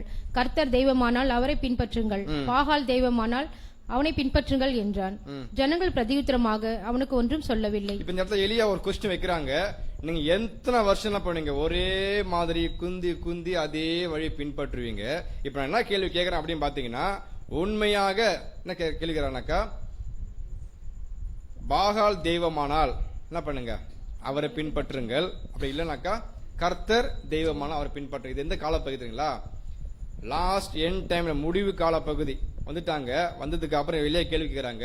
மிகப்பெரிய ஒரு விஷயம் வந்து போச்சு, சத்தியம் வந்துச்சு, மறைக்கப்பட்ட கால ஓபன் ஆயிடுச்சு. இப்ப நீங்க தான் முடிவு பண்ணணும், எது உண்மையான சத்தியம், எதை நீங்க பின்பற்ற போறீங்கன்ற கொஸ்டின் யார் கேட்கறா? இளைய கேட்கறாங்க. அதுதான் கீழே போட்டிருக்க. அப்படின்னா வனாந்திர பகுதி, வனாந்திர நிலைமைனா நமக்கு ஒரு முடிவு காலத்துக்கு கொண்டு வந்துருச்சு. அப்ப யார் எந்த மார்க்கத்தை பின்பற்றுன்றது சுயாதீனத்தின் அடிப்படையில் யார் சூஸ் பண்ண போறாங்க? சபை சூஸ் பண்ணணும். எது சத்தியம் எது சத்தியம் இல்லைன்றத தானாகவே புரிந்து கொள்ள வேண்டிய ஒரு மனப்பான்மை தான் என்ன பண்ணா இந்த வசனம் காண்பிக்கிறத பாக்குறோம். இப்படி இருக்கும் பொழுதுதான் அதுக்கு ஒரு போட்டி வைக்கிறாங்க. என்ன போடுறீங்களா? வசனம் வாசிப்போம். 18ஆம் அதிகாரம் 23ஆம் வசனம். 1 ராஜாக்கள் 18ஆம் அதிகாரம் 23ஆம் வசனம். இப்பொழுதும் 2 காளைகளை எங்களிடத்தில் கொண்டு வரட்டும். ஒரு காளையை அவர்கள் தெரிந்து கொண்டு அதை சந்து சந்தாக துண்டித்து நெருப்பு போடாமல் விறகுகள் மேல் வைக்க கடவர்கள். நான் மற்ற காளையை அப்படியே செய்து நெருப்பு போடாமல் விறகுகள் மேல் வைப்பேன். ஓகே, அடுத்த வசனம் வாசிக்கலாம். 25. அப்பொழுது எலியா பாகாலின் தீர்க்கதரிசிகளை நோக்கி, நீங்கள் அநேகரானதால் நீங்களே ஒரு காளையை தெரிந்து கொண்டு அதை ஆயத்தம் பண்ணி நெருப்பு போடாமல் உங்கள் தேவனுடைய நாமத்தை சொல்லி கூப்பிடுங்கள் என்றான். பாருங்க, இங்கதான் அந்த போட்டி தெரியும். நீங்க அநேகரா இருக்கிறீங்க, நான் ஒருத்தன் தான் இருக்கிறேன். ஃபர்ஸ்ட் யார் ஆரம்பிங்க? நீங்க என்ன பண்ணீங்க? ஆரம்பிச்சிருங்க. ஆரம்பிச்சு என்ன பண்ணுங்க, நீங்க உங்களுடைய தெய்வத்தை வணங்கி கூப்பிடுங்க. கூப்பிடும் பட்சத்துல அக்னி வந்து என்ன பண்ணும், அந்த காளைய பச்சித்து போடுறது, அதான் உண்மையான தெய்வம். போட்டிக்கு ஓகே எல்லாம் என்ன பண்ணிட்டாங்க, சரியா இருக்கு ஓகேன்ட்டாங்க. இப்ப அவங்க என்ன பண்றாங்கன்னா, ஒரு 2 காலை சூஸ் பண்ணாங்க இல்லையா? ஒரு காலை கொண்டு போய் வைக்கிறாங்க. வச்சுட்டு என்ன பண்றாங்கன்னாக்க, ஃபர்ஸ்ட் காலையில ஆரம்பிச்சிட்டாங்க, மத்தியானம் வரைக்கும் கூப்பிடுறாங்க. நமக்கு தெரியும், ஃபர்ஸ்ட் கூப்பிடுறாங்க, கத்துறாங்க, எதுவுமே இல்ல. டைம் வெளியே என்ன பண்ணுறாங்கள, அவங்கள பரேசம் அமைச்சவாரு, இன்னும் வேகமா கூப்பிடுங்க. அவர் காது கேட்காது, தியானத்துல இருப்பாரு. இன்னும் சத்தமா கூப்பிடுங்க. எனக்கு தெரிஞ்சு ஊருக்கு போய் பண்ணிக்கிறேன் நான். இன்னும் சத்தமா கூப்பிடுங்க. அவர் என்ன பண்ண, தூங்கி இருக்கலாம். இல்ல இன்னும் வேகமா கூப்பிடுங்க. ஏன் தெரியுங்களா? வேலையா இருப்பாரு. இது எல்லாமே பாயிண்ட் கொடுக்கப்பட்டிருக்கும். அப்படின்னா அவர் தெரிஞ்சிச்சு. அவங்களும் காலை துவங்கி மத்தியானம் வரைக்கும் டான்ஸ் ஆடி பாக்குறாங்க, கத்தி பாக்குறாங்க, எதுவும் பண்ணல, அமைதியாவே இருக்கிறது. அது விஷயம் தெரியும். அதுக்கடுத்து என்ன பண்றான் பார்க்கும்போது வரல. அடுத்து யார் ஆரம்பிக்கிறதுங்களா? எலியா என்ன பண்ணுறீங்களா? அவர் என்ன அந்த 2 தெரிஞ்சல காளை ஆட்டு, சரி காளை அதை ஒண்ணு வரல. செகண்ட் அவர் என்ன பண்ண, ப்ராப்பரா பண்றாரு. யார் உண்மையான தேவனிடத்தை வெளிப்படுத்துறதுக்கு வசனம் வாசிப்போம். 1 ராஜாக்கள் 18 32 35 வரைக்கும். அந்த கற்களாலே கர்த்தருடைய நாமத்திற்கென்று ஒரு பலிபீடத்தை கட்டி பலிபீடத்தை சுற்றிலும் தானியம் அழைக்கிற 2 படி விதை விதைக்கத்தக்க இடமான ஒரு வாய்க்காலை உண்டாக்கி விறகுகளை அடுக்கி ஒரு காளையை சந்து சந்தாக தொண்டித்து விறகுகளின் மேல் வைத்தான். பிற்பாடு அவன், நீங்கள் 4 குடம் தண்ணீர் கொண்டு வந்து சர்வாங்க தகன பலியின் மேலும் விறகுகளின் மேலும் ஊற்றுங்கள் என்றான். பின்பு 2ஆம் தரமும் அப்படியே ஊற்றுங்கள் என்றான். 2ஆம் தரமும் ஊற்றினார்கள். அதற்கு பின்பு 3ஆம் தரமும் அப்படியே ஊற்றுங்கள் என்றான். 3ஆம் தரமும் ஊற்றினார்கள். அப்பொழுது தண்ணீர் பலிபீடத்தை சுற்றிலும் ஓடினது. வாய்க்காலையும் தண்ணீரால் நிரப்பினான். இது எலியா பண்ணக்கூடிய ப்ராசஸ் மெத்தட் நமக்கு தெரியும். அவர் அடுத்து என்ன பண்றான்னு பார்க்கும்போது அது எல்லாத்தையும் அழகா ரெடி பண்ணிட்டாரு. இதுல என்ன பண்றான்னு பார்க்கும்போது 3ஆவது வசனம் பாக்குறேன் இல்லையா? பிற்பாடு அவன், நீங்கள் எத்தனை குடம் தண்ணி வேணுன்றாரு? 4 குடம் தண்ணீர் கொண்டு வந்து சர்வாங்க தகன பலியின் மேல் விறகுகள் மேல் ஊற்றுங்கள். இது ஏன் சொல்லுங்களா? தண்ணி ஊற்றினா எரியுமா விறகு மேலே? எது அவன் தேவன் இவ்வளவு நம்பிக்கை பாருங்க. தண்ணி ஃபுல்லா ஊத்துனாக்கா விறகு எரியாது. அதே மாதிரி எத்தனை குடம் தண்ணி யூஸ் பண்றாங்கன்னா 4 குடம். எத்தனை டைம்? நாமும் மொத்தம் 12 குடம். ஞாபகம் வச்சுக்கோங்க, வைங்களா, இது சத்தியம் இருக்குது. 12 சொல்றாங்க. அதுக்கு அடுத்து பார்க்கும் பொழுது தண்ணீர் பலிப்படுத்தி சுற்றிலும் ஓடி அந்த வாய்க்கால் இல்லையா, ஊத்தினா அப்புறம் கீழே ஃபுல் நிரம்பிச்சுன்னு பாக்குறோம். அப்படின்னா நம்ம என்ன கண்டுபிடிக்க போறோம் பாத்தீங்கன்னா, இந்த தண்ணீர் குடம் எது அடையாளப்படுத்துது? அந்த 3 முறை யூஸ் பண்ணாங்க இல்லையா, அந்த 3 முறை யூஸ் பண்ண பார்க்கணும். அதுக்கு முன்னாடி ஃபர்ஸ்ட் வாசனை பார்க்கிறோம். பலிப்படு சுற்றிலும் தானியம் அளக்கிற 2 படி விதை விதைக்கத்தக்கதாக. அப்புறம் இந்த 2 படி எது அடையாளப்படுத்தலாம் என்ற சகுல் கருத்து பதிவு பண்றாங்கன்னா, ஆபிரகாமுடைய 2 சந்ததிகள் வரக்கூடிய இனி வரக்கூடிய 2 விதமான சந்ததி உடன்படிக்கையா அது அடையாளப்படுத்தலாம் என்ற ஒரு கருத்து. கன்ஃபர்மேஷன் தெரியல. மற்றதுக்கு ஈஸியாக கண்டுபிடிக்கணும்னாக்கா அந்த பேரா வாசிக்கலாம். குயிக்கா வாசிங்க. தண்ணீர் குடங்கள் ஆவிக்குரிய இஸ்ரேலின் 12 கோத்திரங்களில் இருந்து வரும் 3 பகுதியான புதிய சத்தியங்களாக இருக்க வேண்டும். தண்ணீர் குடங்கள் சத்தியம் எங்கிருந்தா வரப்போகுதுனாக்கா ஆவிக்குரிய இஸ்ரேல் 12 கோத்திரங்களிலிருந்து வரக்கூடிய விஷயங்கள் காணப்படுது. அந்த 3 முறை பார்க்கப்படும் போது எப்படி ஆரம்பிக்கிறாங்க அப்படின்னு பார்த்தா, ஃபர்ஸ்ட் என்னன்னு பார்த்தீங்கன்னா 1799க்கு அப்புறம் வேதாகம் சங்கம் ஆரம்பிக்கப்பட்டுச்சு இல்லையா, அடிப்படை வேதாகம் சங்கம் ஆரம்பிக்கப்பட்டு மிகப்பெரிய ஒரு பெருக்கத்துக்குள்ள கொண்டு வந்துச்சு. எல்லாருக்கும் விழிப்புணர்வு ஏற்படுத்தின ஒரு விஷயம். 2வது பார்க்கப்படும் போது தானியேல் மற்றும் 2ஆம் வருகையை பற்றின ஒரு ப்ராஃபஸி. யார் ஸ்டடி பண்ணது? இயேசு கிறிஸ்து 2ஆம் வருவார் ஒருத்தர் பேசினார்ல, வில்லியம் மில்லுடைய ஆராய்ச்சி. மற்றும் இன்னொரு சகோதரர் இருக்கிறாங்க. ஒரு 6 வருஷமா ஒரு கான்ஃபரன்ஸ் நடத்தப்பட்டிருக்கு. அதுக்காக நடத்தப்பட்டு ட்ரமான் கான்ஃபரன்ஸ் சொல்லுவாங்க. அதுக்குள்ள ஆராய்ச்சி பண்ணப்பட்டு அதுக்கப்புறம் தான் வில்லியம் மில்லர் வந்து அமெரிக்கால அது ஸ்தாபனத்தை உண்டு பண்ணாருன்றதை பார்க்க முடியுது. 3வது விஷயம் பார்க்கிறோம், இயேசு கிறிஸ்துவுடைய 2ஆம் வருகையின் போது 7ஆம் எக்காலம் துணிக்கப்பட்டது. இது எல்லாமே படிப்படி எங்க ஆரம்பிக்குதுங்களா, அந்த 1200 வருஷம் முடிஞ்சதுக்கு அப்புறம் 1800 இருந்து வரக்கூடிய 3 விதமான காலப்பகுதி எப்படி சத்தியங்களை பிரிஞ்சு கொஞ்சம் வந்துட்டு இருக்குன்றது அது காண்பிக்கப்படுது. அப்ப 4 குடம் பார்க்கிறோம் இல்லையா, சத்தியங்கள் எங்கிருந்து வருது? ஆவிக்குரிய தேவனுடைய பிள்ளைகள் தான் வரும். அது 3 காலப்பகுதி அப்படின்னா ஆரம்பத்தில் வந்தது. அதுக்கப்புறம் இயேசு 2ஆம் வருகை புது மிகப்பெரிய ஆவல் எதிர்பார்ப்பு, நான் சபையை எடுத்துக்கொள்ளலாம் எதிர்பார்ப்பு இருந்துச்சு, அது இருக்கு. அதுக்கப்புறம் அது என்ன ஆச்சு பார்த்தீங்கன்னாக்கா இயேசு கிறிஸ்து வந்துட்டாங்கன்ற 7ஆம் எக்காலம் துணிக்கப்படுது. எல்லாமே சத்தியம் அப்படியே படிப்படியா வரக்கூடிய சம்பவம் நம்ம காண்பிக்கக்கூடிய விஷயமாக பார்க்கிறோம். இதுல யார் ஜெயிக்கிறாங்க அப்படின்னு பார்த்தீங்கன்னா, யார் ஜெயிச்சது? எலியா என்ன பண்ணாங்க? பிரேயர் பண்ணாங்க. 2-3 பேர் வச்சு ப்ரேயர் பண்ணிருப்பாரு. நம்ம அடுத்து பார்க்க போறோம். எப்படி தெரியுங்களா, இந்த விஷயம் வரைக்கும் கன்ஃபார்ம் பண்ணிட்டோம். இவங்க எல்லாம் தெளிவான பண்றாங்க. அவங்க தோல்வி சந்திச்சிட்டாங்க. யார் ஜெயிச்சிட்டாங்க? இல்ல எப்படி? அவர் பிரேயர் பண்ண உடனே வானத்திலிருந்து அக்னி பஞ்சம் வந்து அந்த இடத்த அப்படி பச்சித்து போட்டுச்சு. அது எப்படி ஜெபம் பண்றாருன்னு பாத்தீங்கன்னாக்கா இங்க ஒரு சத்தியத்துக்கு வெளி பண்ணுறாங்க. 1 ராஜாக்கள் 18:36 வாசிக்கலாம். 1 ராஜாக்கள் 18ஆம் அதிகாரம் 36ஆம் வசனம். அந்தி பலி செலுத்தும் நேரத்திலே தீர்க்கதரிசியாகிய எலியா வந்து, ஆபிரகாமுக்கும் ஈசாக்கும் யாக்கோபுக்கும் தேவனாகிய கர்த்தாவே, இஸ்ரவேலிலே நீர் தேவன் என்றும் நான் உம்முடைய ஊழியக்காரன் என்றும் நான் இந்த காரியங்கள் எல்லாம் உம்முடைய வார்த்தையின்படி செய்தேன் என்றும் இன்றைக்கும் விளங்க பண்ணும். பாருங்க, அந்த குடங்கள் பார்க்கிறோம். தண்ணீர் குடம் சத்தியம் தேவன பிள்ளைங்கள்ட்ட வருது. 3 விஷயமா வெளிப்பட்டுச்சு. வந்த நமக்கு மிகப்பெரிய வாக்குத்தத்தத்தை என்ன பண்றாங்க? எலியா இந்த இடத்துல பதிவு பண்றதாக குறிப்பிடப்படுது. எப்படி சொல்லுங்க பாப்போம். பாருங்க, அந்தி பலி செலுத்தும் நேரத்துல தீர்க்கதரிசியாக எலியா தேவனே பாகால் இருக்கிறாங்க. அவங்க மத்தியில நீங்க உண்மையை நான் என்ன பண்றேன் வைராக்கியமா இருக்க சொல்லி ஜெபம் பண்ணிருக்கலாம். மாறா எப்படி பண்றாங்களா, ஆபிரகாமுக்கும் ஈசாக்குக்கும் யாக்கோப்புக்கும் தேவனாகிய இந்த 3 நபர்ல பற்றி வச்சு ஏன் ஒரு பிரேயர் பண்ணணும்? நம்ம தெளிவா தெரியும். அப்ப இந்த 3 பேர் வச்சு எலியா பேசுறாருன்னா சபைக்கு கொடுக்கப்பட்ட மிகப்பெரிய ஒரு தெய்வீக திட்டம் உள்ள அடங்கி இருக்குது. தேவனுடைய வாக்கு தத்துவம் என்னதுங்க? ஆபிரகாம் கொடுத்த வாக்கு தத்துவம் வசனம், நான் உன் சந்ததியை ஆசீர்வதிக்கவே பெருகவே பெருக பண்ண முழு பிளான் யார் வாங்குறது? ஃபர்ஸ்ட் கையில ஆபிரகாம் கையில வாங்கிட்டாங்க. அதுக்கப்புறம் அந்த பிளான் 2 விதமான ரட்சிப்பு பத்தி பேசப்பட்டிருக்கு. 2 ரட்சிப்பு பத்தி தான் எலியா என்ன பண்றாங்க இந்த வருஷத்துல பதிவு பண்றாரு. 2 ரட்சிப்பு என்னதுங்களா, 1 வானத்து நட்சத்திரம், 1 கர்ரக்கரமல். ஆனா முழு பிளஸிங் யார் வாங்குறது? ஃபர்ஸ்ட் அந்த வாக்கு தத்துவம் ஆபிரகாம் வாங்கிட்டாரு. அவருடைய முதல் வித்து யாருங்க? ஈசாக்குக்கு ஹெவன்லி ஆசீர்வாதம். அதுக்கடுத்து ஈசாக்குடைய மகன் யாக்கோபு என்ன கொடுக்கப்பட போதுன்னா இந்த பூமிக்குரிய ஆசீர்வாதம். இதை பத்தி என்ன சொல்றேன்னா, எலியா எப்படி 1200க்கு அப்புறம் கொஞ்சம் கொஞ்சமா ஜெயிச்சு வராங்க, சத்தியோடு வெளிப்படப்படுது, வாக்குத்தத்தை கொடுத்து பலப்படுத்துறாங்கன்றத இந்த வசனத்துல என்ன பண்றோம் படிக்க படிக்க புரிஞ்சிக்க முடியுதுன்னு பார்க்க முடியுது. அடுத்து என்ன பண்றான் தெரியுங்களா? இந்த வாக்கு தொடர்ந்து என்ன பண்றாருன்னா, வசனம் வாசிப்போம். 37ஆம் வசனம். 37ஆம் வசனம். கர்த்தாவே, நீ தேவனாகிய கர்த்தர் என்றும் தேவரீர் தங்கள் இருதயத்தை மறுபடியும் திருப்பினீர் என்றும் இந்த ஜனங்கள் அறியும்படிக்கு என்னை கேட்டருளும் என்றான். சோ பாருங்க, கர்த்தாவே நீர் தேவனாகிய கர்த்தர் என்றும் தேவரீர் தங்கள் இருதயத்தை மறுபடியும் என்ன பண்ணீங்க அப்படின்னா, இவர் பண்ண சம்பவங்களை பார்த்துட்டு என்ன பண்ணிட்டாங்க? இப்போ எல்லா மக்களும் மனம் திரும்பிட்டாங்க. அங்க பார்க்கும் நிச்சயத்துல நிழல்ல அது சம்பவம் பார்க்கப்படும் போது எது உண்மையான கண்டுபிடிச்சிட்டாங்களா?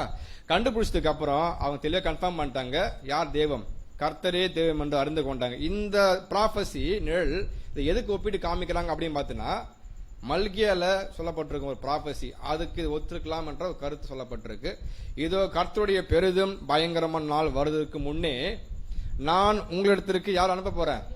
ஏலியா தீர்க்கதரிசி அனுப்புகிறேன். நான் வந்து பூமியை சங்கத்தை அடிக்காத படிக்கு என்ன பண்ணுவாரு? பிதாக்களுடைய இருதயத்தை பிள்ளைகள் எடுத்திருக்கோம், பிள்ளைகளுடைய இருதயத்தை என்ன பண்ணும்? பிதாக்கள் இடத்துல மாற்றணும். இது மிகப்பெரிய ஒரு தீர்க்க தரிசனம். அங்க அந்த ஃபர்ஸ்ட் வசனம் பார்த்தோம் இல்லையா, அது இது இருக்கலாம் என்பது ஒரு கருத்து. ஆனா நம்முடைய கருத்து, இன்னும் இந்த ப்ராஃபஸி நிறைவேறிச்சா நிறைவேறலையா? உங்களுடைய கருத்து நிறைவேறல. எப்படி சொல்றீங்க?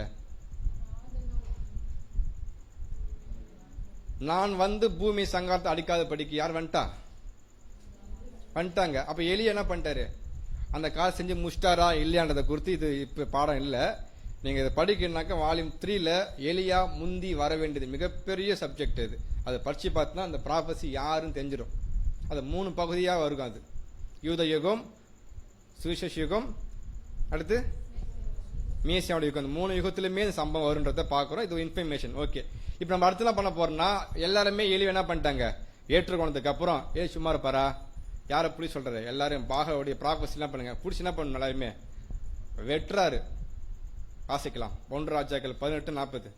அப்பொழுது எலியா அவர்களை நோக்கி, நீங்கள் பாகாலின் தீர்க்கதரிசிகளில் ஒருவனும் தப்பி போகாதபடிக்கு அவர்களை பிடியுங்கள் என்றான்.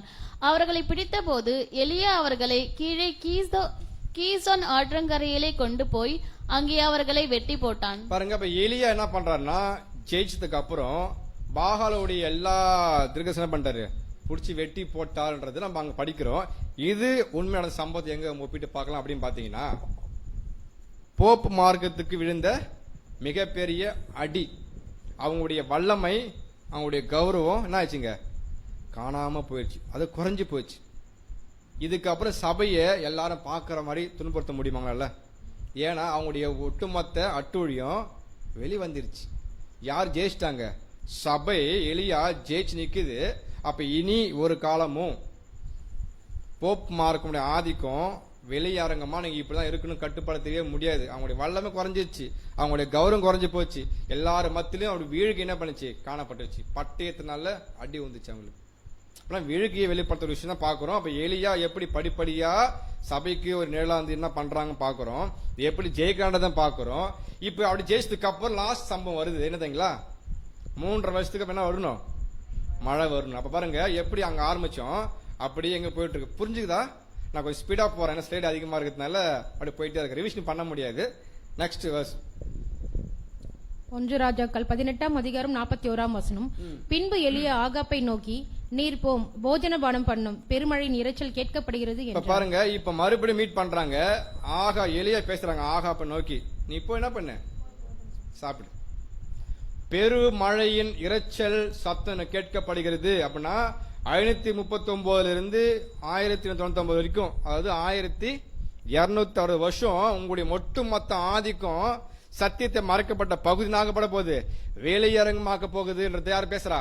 எலியா பேசுறாங்க. 3.5 வருஷம் பஞ்சம், யாருக்கும் சாப்பாடுல தண்ணி இல்ல, ரொம்ப பட்டினி பசியா இருந்தாங்க. இன்னைக்கு அவங்க என்ன கொடுக்கப்பட போகுது?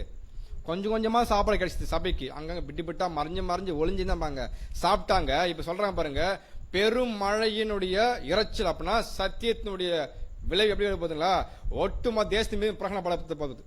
இன்னைக்கு பார்த்த ரிப்போர்ட் பாத்தீங்கன்னா 2010 ரிப்போர்ட் 98% மக்கள் எதை யூஸ் பண்றாங்க? பைபிள். எத்தனை லாங்குவேஜ் பாத்தீங்கன்னாக்கா ஃபுல் பைபிள் 756 மொழிகள்ல மொழிபெயர்க்கப்பட்டிருக்கு. கட்டுப்படுத்தவே முடியாது, மறைச்சு பேசவே முடியாது. அது புதிய ஏற்பாடு 1726 மொழிகள்ல, அப்புறம் மீதி இருக்கிற போர்ஷன்ஸ் எல்லாமே 1774 மொழிகள்ல. எத்தனை மக்கள் பார்த்தீங்கன்னாக்கா 6 பில்லியன் 850 பில்லியன் 430 மில்லியன், இதெல்லாம் பாருங்க. ஒட்டு மொத்தமா 3756 மொழிகள்ல இன்னைக்கு வரைக்கும் பாக்குறோம். இது லாஸ்ட் செப்டம்பர் 2024 ரிப்போர்ட். இது கிட்டத்தட்ட 7.3 பில்லியன். அப்படின்னா 98% என்ன பண்றாங்க மக்கள் பகவத்கீதையோ, அதுக்கு பேர் குரானை படிக்கிறது இல்ல. ஏன்னா சத்தியம் தெரியும். அப்பனா உலகளாவில் எது பிரீச் ஆயிருக்கு, இதுதான் ப்ராஃபஸி. தேவன் சொன்னா எப்படி நடக்குது பாருங்க. பெரும் இரைச்சல். இப்ப சத்தியம் ஏதோ கொஞ்சம் ஓப்பன் அந்த கேப் முடிச்சும் கொடுக்கணும் இல்ல, வந்தா தேசம் முழு நிரப்பி போயிருக்கு பாருங்க. நாம் படிப்போம் இல்லையா, சமுத்திரம் ஜலத்தினால் நிறைந்திருக்கிறது போல தேவனை பற்ற அறிகிற அறிவு எப்படி இருக்கும், சாதாரண விஷயமே கிடையாது. அப்படின்னா கடல் பகுதி எவ்வளவு ஃபுல்லா இருக்குங்களா, அந்த மாதிரி ஃபுல்லா கொடுத்திருக்காங்க. இன்னைக்கு நம்ம கையில என்ன பண்ணிருக்காது, வேதாகமம் தவழ்ந்து கொண்டிருக்குது. சத்தியத்தின் மகத்துல புரிஞ்சுக்கொள்ள முடியுது, யாருமே கட்டுப்படுத்த முடியாது, இது ஸ்டாப் பண்ண முடியாது. அந்த ரீச் ஆகி போச்சுன்றத அந்த வசனம் நமக்கு வெளிப்படுத்த காண்பிக்கிறத பாக்குறோம். அது இன்னும் ஊசிப்படுத்தி என்ன பண்ணாங்களா, இந்த 3.5 வருஷத்துக்கு அப்புறம் கொடுக்கணுமா தேவன் நாமனா, ஆமா அதுக்கு வசனம் தெளிவு சொல்லப்பட்டிருக்கு. வெளிப்படுத்தும் விசேஷம் 11:12. வெளிப்படுத்தல் 11ஆம் அதிகாரம் 12ஆம் வசனங்கள் முதல் 3.5 நாளைக்கு பின்பு தேவனிடத்திலிருந்து ஜீவ ஆவி அவர்களுக்குள் பிரவேசித்தது. பாருங்க 3.5 நாளைக்கு பின்பு அப்படின்னா எத்தனை வருஷம், 3 வருஷம் கரெக்டா பொருந்துங்களா, 1706 வருஷத்துக்கு அப்புறம் தேவனிடத்திலிருந்து ஜீவ ஆவி, தேவனுடைய ஜீவனுள்ள ஆவி எங்கதான் இருக்கும், சத்தியம் மகத்துவமுள்ள வார்த்தை அவர்களுக்குள் பிரவேசித்தது. சபை கிடைச்ச மிகப்பெரிய பொக்கிஷம் ஆசீர்வாதம் பைபிள். அப்பொழுது அவர்கள் கால் ஊன்றி நின்றார்கள்.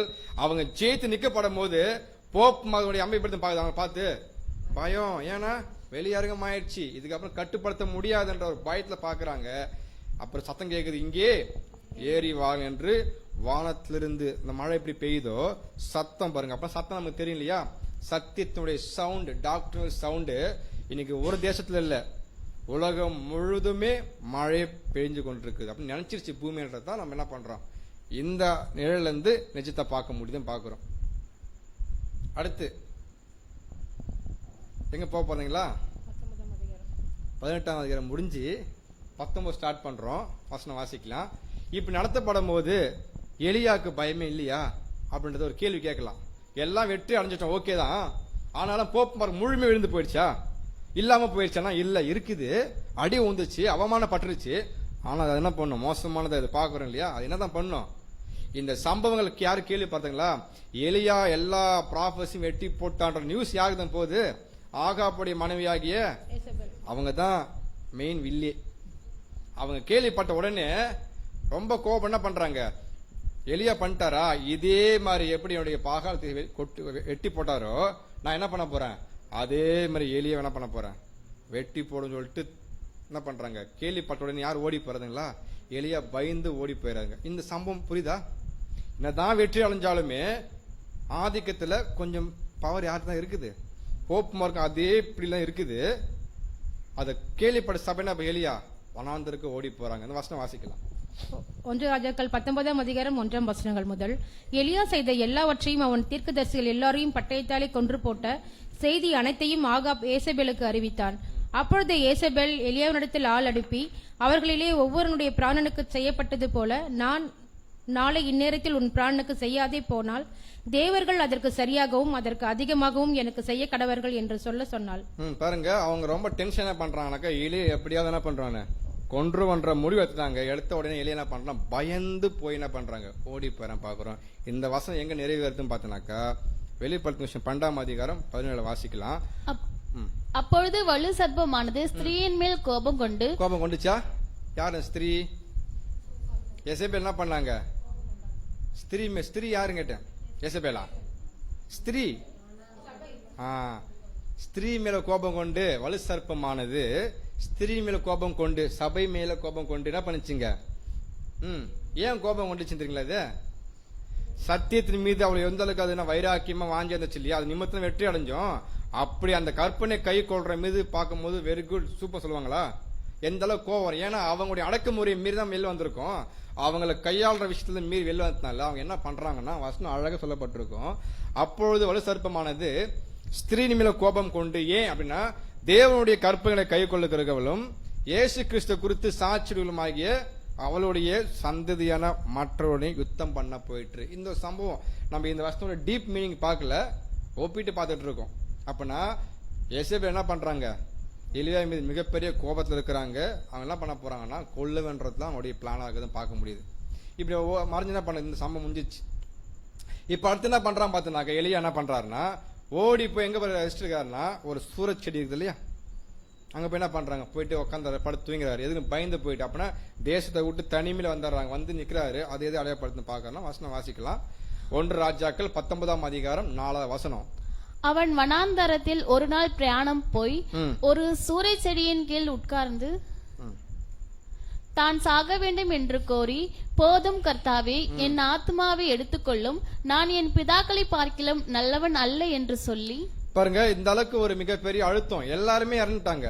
இப்போ ஒரே ஒரு தீர்க்கதரிசி மட்டும் தான் இருக்காரு. யார் தெரியுங்களா? எலியா மட்டும். மிகப்பெரிய தேசமே எதிர்க்குது. எப்படி அதை சால்வ் பண்ண முடியும்?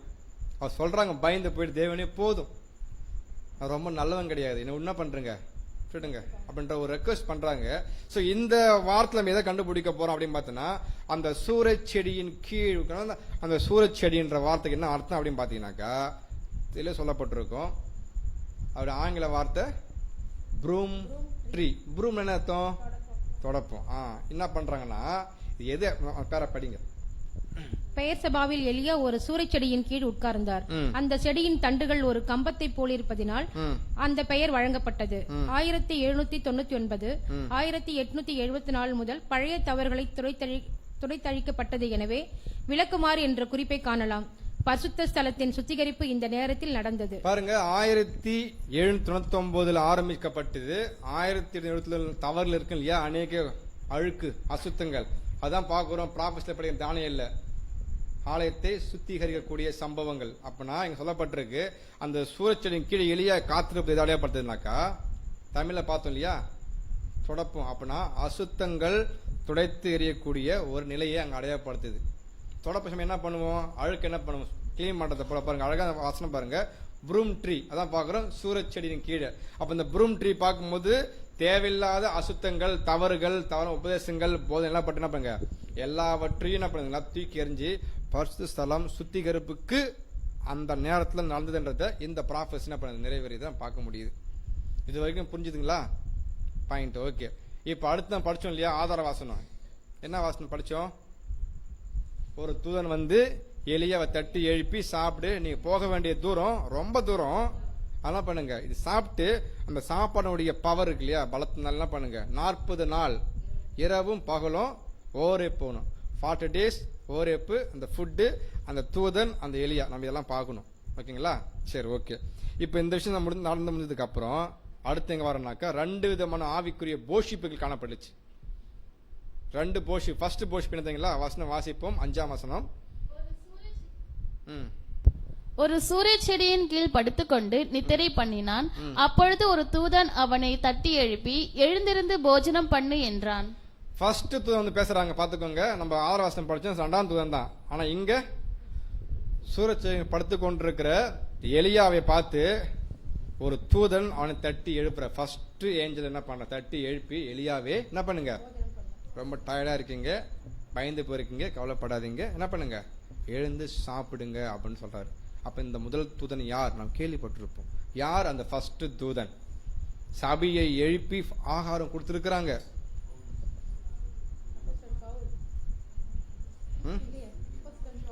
நான் சொல்லிட்டேன், ஏற்கனவே நடந்த ப்ராஃபஸி ஞாபகப்படுத்தி பாருங்க, ஞாபகம் பண்ணிடலாம். முதலாம் தூதன் வந்து சபையை தட்டி எழுப்பி என்ன பண்ணாங்க, ஆகாரம் கொடுத்தாரு. இயேசு கிறிஸ்து பற்றின 2ஆம் வருகையுடைய மாபெரும் சத்தியத்தை பற்றி ப்ராஃபஸி 2003 ராபகளை படிச்சு புரிஞ்சு எப்போ இயேசு கிறிஸ்து வருவார்ன்றதை யாரு பிரகடனப்படுத்தீங்களா? வில்லியம் மில்லர் மூவ்மெண்ட் படிச்சிருப்போம். எப்போ இயேசு கிறிஸ்து வருவாங்கன்னு சொன்னார் அவரு? 1843 44. இந்த மேல கேள்வி கேட்காதீங்க, டக்குன்னு புரியாது. 43 கரெக்டுங்களா? இந்த மாதிரி பேர் எனக்கு மறந்துடும்.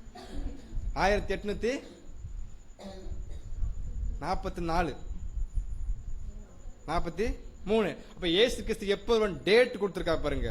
ஆனா ஒரு விஷயம் கவனிக்கணும், எலியாக ஃபுட்டு போனுச்சு. இதுல முக்கியமான விஷயம் போஷிப்பு. ஏன்னா இயேசு கிறிஸ்து 2ஆம் வருகை பொறுத்து ஒரு புரிதல் இல்ல, எல்லாம் எதிர்பார்த்தாங்க வருவான்ட்டு. அதை குறித்து மிகப்பெரிய ஆராய்ச்சி கிட்டத்தட்ட ஒரு 12-10 வருஷம் என்ன பண்ணிருக்காங்க, மில்லர் மூவ்மெண்ட் உட்கார்ந்து ஆராய்ச்சி செய்து சபைக்கு ஃபுட்டு கொடுத்துருக்காங்க. எல்லாம் விசுவாசத்துல ஏற்றுக்கொண்டு பின்பற்றி இருக்கிறாங்க. ஆனா ஒண்ணு, அந்த இயேசு கிறிஸ்து மாம்சத்துல வருவாங்கன்னு என்ன பண்ணிட்டாரு, அவர் பேசிட்டார். அதை நம்பி எல்லாருமே காத்திருந்தாங்க, வானத்தையே பார்த்திருந்தாங்க. இயேசு கிறிஸ்து வருவார். எந்த டேட்ல? 1843 இயேசு வந்து என்ன பண்ண, எல்லாருமே எல்லாத்தையும் தூக்கி போட்டு, சொத்து வேணாம், பத்து வேணாம், குழந்தை தூக்கி போட்டு எதிர்பார்த்தாங்க மாம்சத்துல. இயேசு வானத்தை என்ன திறந்துட்டு வந்துட்டு என்ன பண்ணுவாங்க, கூட்டு போவாங்கன்ற அந்த மிகப்பெரிய எதிர்பார்ப்பு இருந்துச்சு. அந்த எதிர்பார்ப்பு என்ன ஆச்சு தெரியுமா? ஏமாற்றத்துக்குள்ள கலந்து போனாங்க. இந்த விஷயங்கள் எங்க பார்க்க முடியுதுங்களா? 10 கன்னிக்கு ஊமைகளை பார்க்கறோம் இல்லையா? இதோ மணவாளன் வர தாமதானதுக்கு அப்புறம் என்ன ஆச்சுங்க, எல்லாமே தூங்கிட்டாங்க. இதுதான் அங்க ஒப்பிட்டு பார்க்க முடியுது. இயேசு கிறிஸ்து வருவார்னு காத்திருந்தாங்க, யார் வரல. அப்ப தெளிவா புரிஞ்சுக்க முடியுது, இயேசு கிறிஸ்து இந்த டேட் தான் வருவாங்கன்றது அப்போதைக்கு ப்ரிடிக்ட் பண்ண முடியல, தெரியல. அப்படின்னா அவங்களுடைய கால கணக்கு நிறைய ஆராய்ச்சி பண்ண இருக்காங்க, போஷா கொடுத்தாங்க, ஆனாலும் ஏமாற்றம் அடைஞ்சாங்க. எழுதுங்களா, இந்த தேதி இயேசு வந்துருவாங்கன்ட்டு. அதான் பாக்குறோம், புத்தி இல்லா கன்னிகை ஏமாற்றம் அடைந்து வருவாருன்னு காத்திருந்து சோர்ந்து போயிட்டு எல்லாம் ஃபெயிலியா போச்சுன்னா தூங்கினதுக்கு வரையில. அதான் பாக்குறோம், ஏறி என்ன பண்ணிட்டாரு, படுத்து தூங்கிட்டார். புரியுதுங்களா? எழுந்துட்டாரு, சாப்பிட்டாரு. சாப்பிட்டு என்ன பண்ண திரும்பியும் படுத்தா, சாப்பிட்ட உணவு எல்லாம் 2ஆம் வருகை பத்தி போஷிப்பு கிடைச்சது, எனர்ஜெட்டிக்கா இருந்தாங்க, எதிர்பார்த்தாங்க. வரல என்ன பண்ணிட்டாங்க, சோர்ந்து போய் ஏமாற்றம் அடைச்சதுனால படுத்து தூங்குவதற்கு ஒரு ஒப்பிட்டு பாக்குறோம். ஃபர்ஸ்ட் ஏஞ்சல் சொல்லும் போது. நெக்ஸ்ட் 2வது யார் வரா? வசனம் வாசிக்கலாம். 1 ராஜாக்கள் 19ஆம் அதிகாரம் 7ஆம் வசனம். கர்த்தருடைய தூதன் திரும்ப 2ஆம் தரம் வந்து அவனை தட்டி எழுப்பி, எழுந்திருந்து போஜனம் பண்ணு, நீ பண்ண வேண்டிய பிரயாணம் வெகு தூரம் என்றார். இங்கதான் பாயிண்டே இருக்குது. 2ஆம் தூதன் அப்படின்னா ஃபர்ஸ்ட் ஏஞ்சல் சாப்பாடு கொடுத்தாங்க, சாப்பிட்டாரு எலியா, சாப்பிட்டு திரும்பி படுத்துட்டார். அப்படின்னா ஏமாற்றம் அடைஞ்சு முடிஞ்சு போச்சு.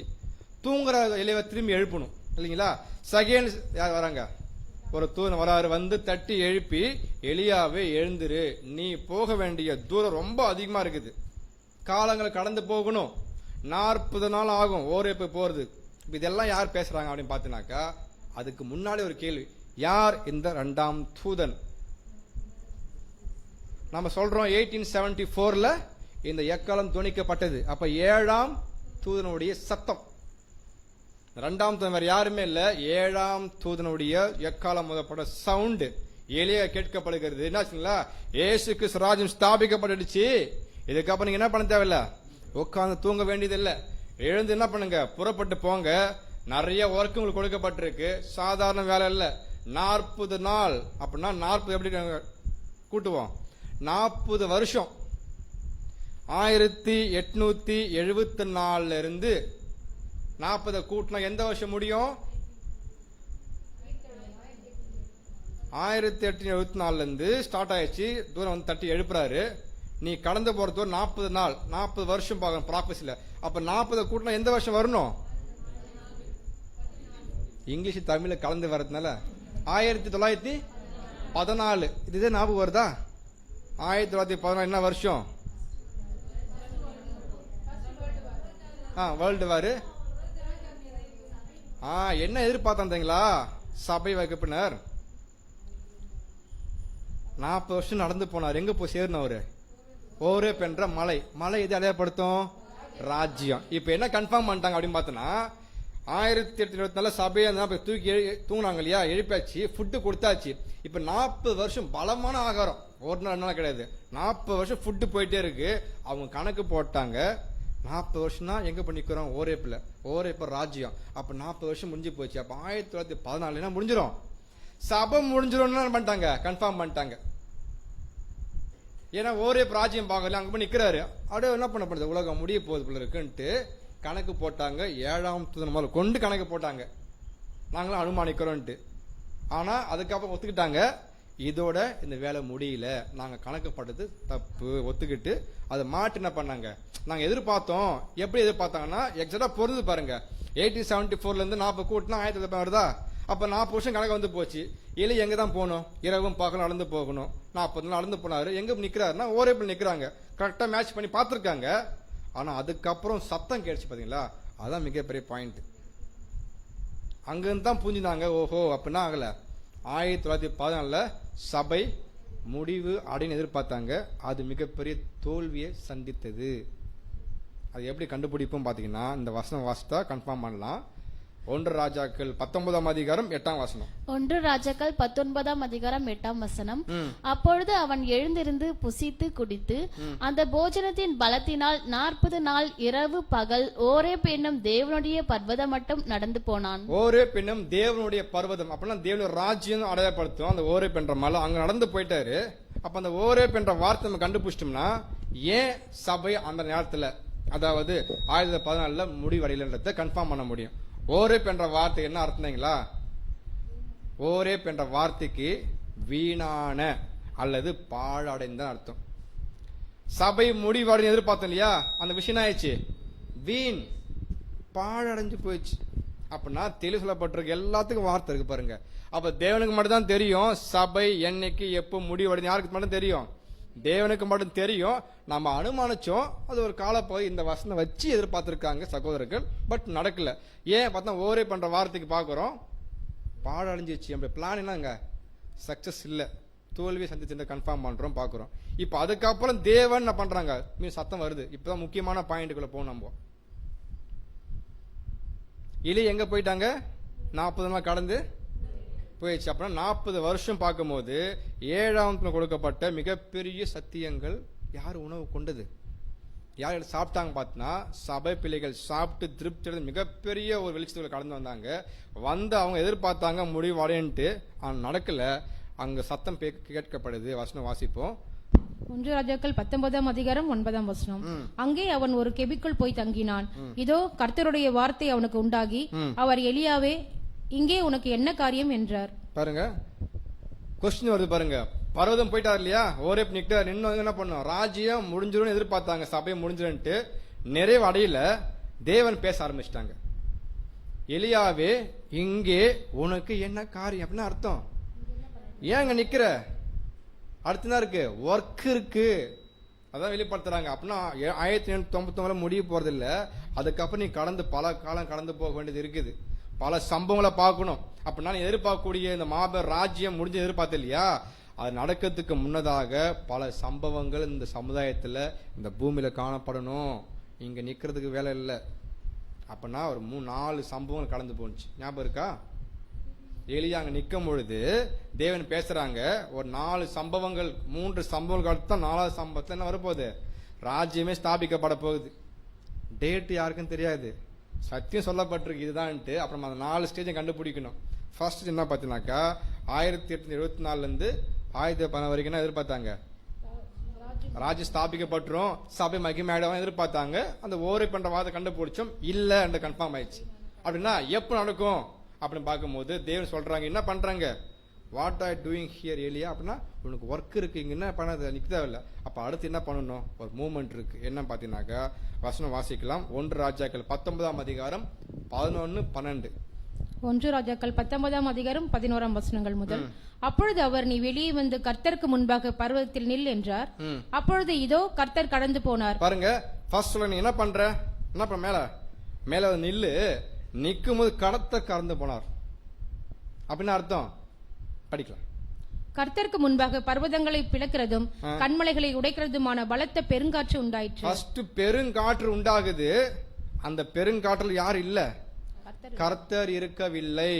பாயிண்ட். செகண்ட், ஆனாலும் அந்த காற்றிலே கர்த்தர் இருக்கவில்லை. காற்றுக்கு பின் பூமி எதிர்ச்சி உண்டாயிற்று. பூமி எதிர்ச்சிலும் கர்த்தர் இருக்கவில்லை. இப்ப கர்த்தர் எலியாவை அந்த குகையில என்ன பண்றார், கூண்டு நிக்க வைக்கிறார். நிக்க வச்சதுக்கு அப்புறம் கர்த்தர் கடந்து போறாங்க. சம்பவம் இருக்குது. ஃபர்ஸ்ட் சம்பவம் பாக்குறோம், பெருங்காற்று வீசப்படுது. அந்த பெருங்காற்றுல யாரு இல்ல பாத்தீங்கன்னா கர்த்தர் இல்ல. 2வது சம்பவம், பூமி அதிர்ச்சி நடக்குது. அந்த பூமி அதிர்ச்சியிலும் யாரும் இல்ல, கர்த்தர் இல்ல. 4வது வசனம், அடுத்து 4வது பாயிண்ட். சாரி, பூமி அதிர்ச்சிக்கு பின் அக்கினி உண்டாயிற்று. அக்கினியிலும் கர்த்தர் இருக்கவில்லை. அக்கினிக்கு பின் அமர்ந்த மெல்லிய சத்தம் உண்டாயிற்று. பாருங்க, இந்த 4 சம்பவம் தான் முக்கியமானது. ஃபர்ஸ்ட் பெருங்காற்று உண்டாயிடுச்சு, அங்க என்ன இல்ல, ராஜ்யம் ஸ்தாபிக்கப்படல. கர்த்தர் இல்லைன்னாக்கா சமாதானம் ராஜ்யம் ஸ்தாபிக்கப்படலன்னு அர்த்தம். அடுத்து பூமி எதிர்ச்சி உண்டாயிடுச்சு, அங்கேயாவது ஸ்தாபிக்கப்படுமா பார்த்தாங்க. அப்ப என்ன ஆகல, கர்த்தர் இல்லைன்னாக்கா சபை மகிமை அடையாது, ராஜ்யம் ஸ்தாபிக்கப்படாதுன்றதை வெளிப்படுத்தப்படுகிறது. மூன்றாவது சம்பவம் பார்க்கிறோம், அக்னி. அங்க யாரு இருந்தா? யாருமே இல்லை. அப்படின்னா அக்னி நடக்கப்படும் போதும் கர்த்தர் இல்ல.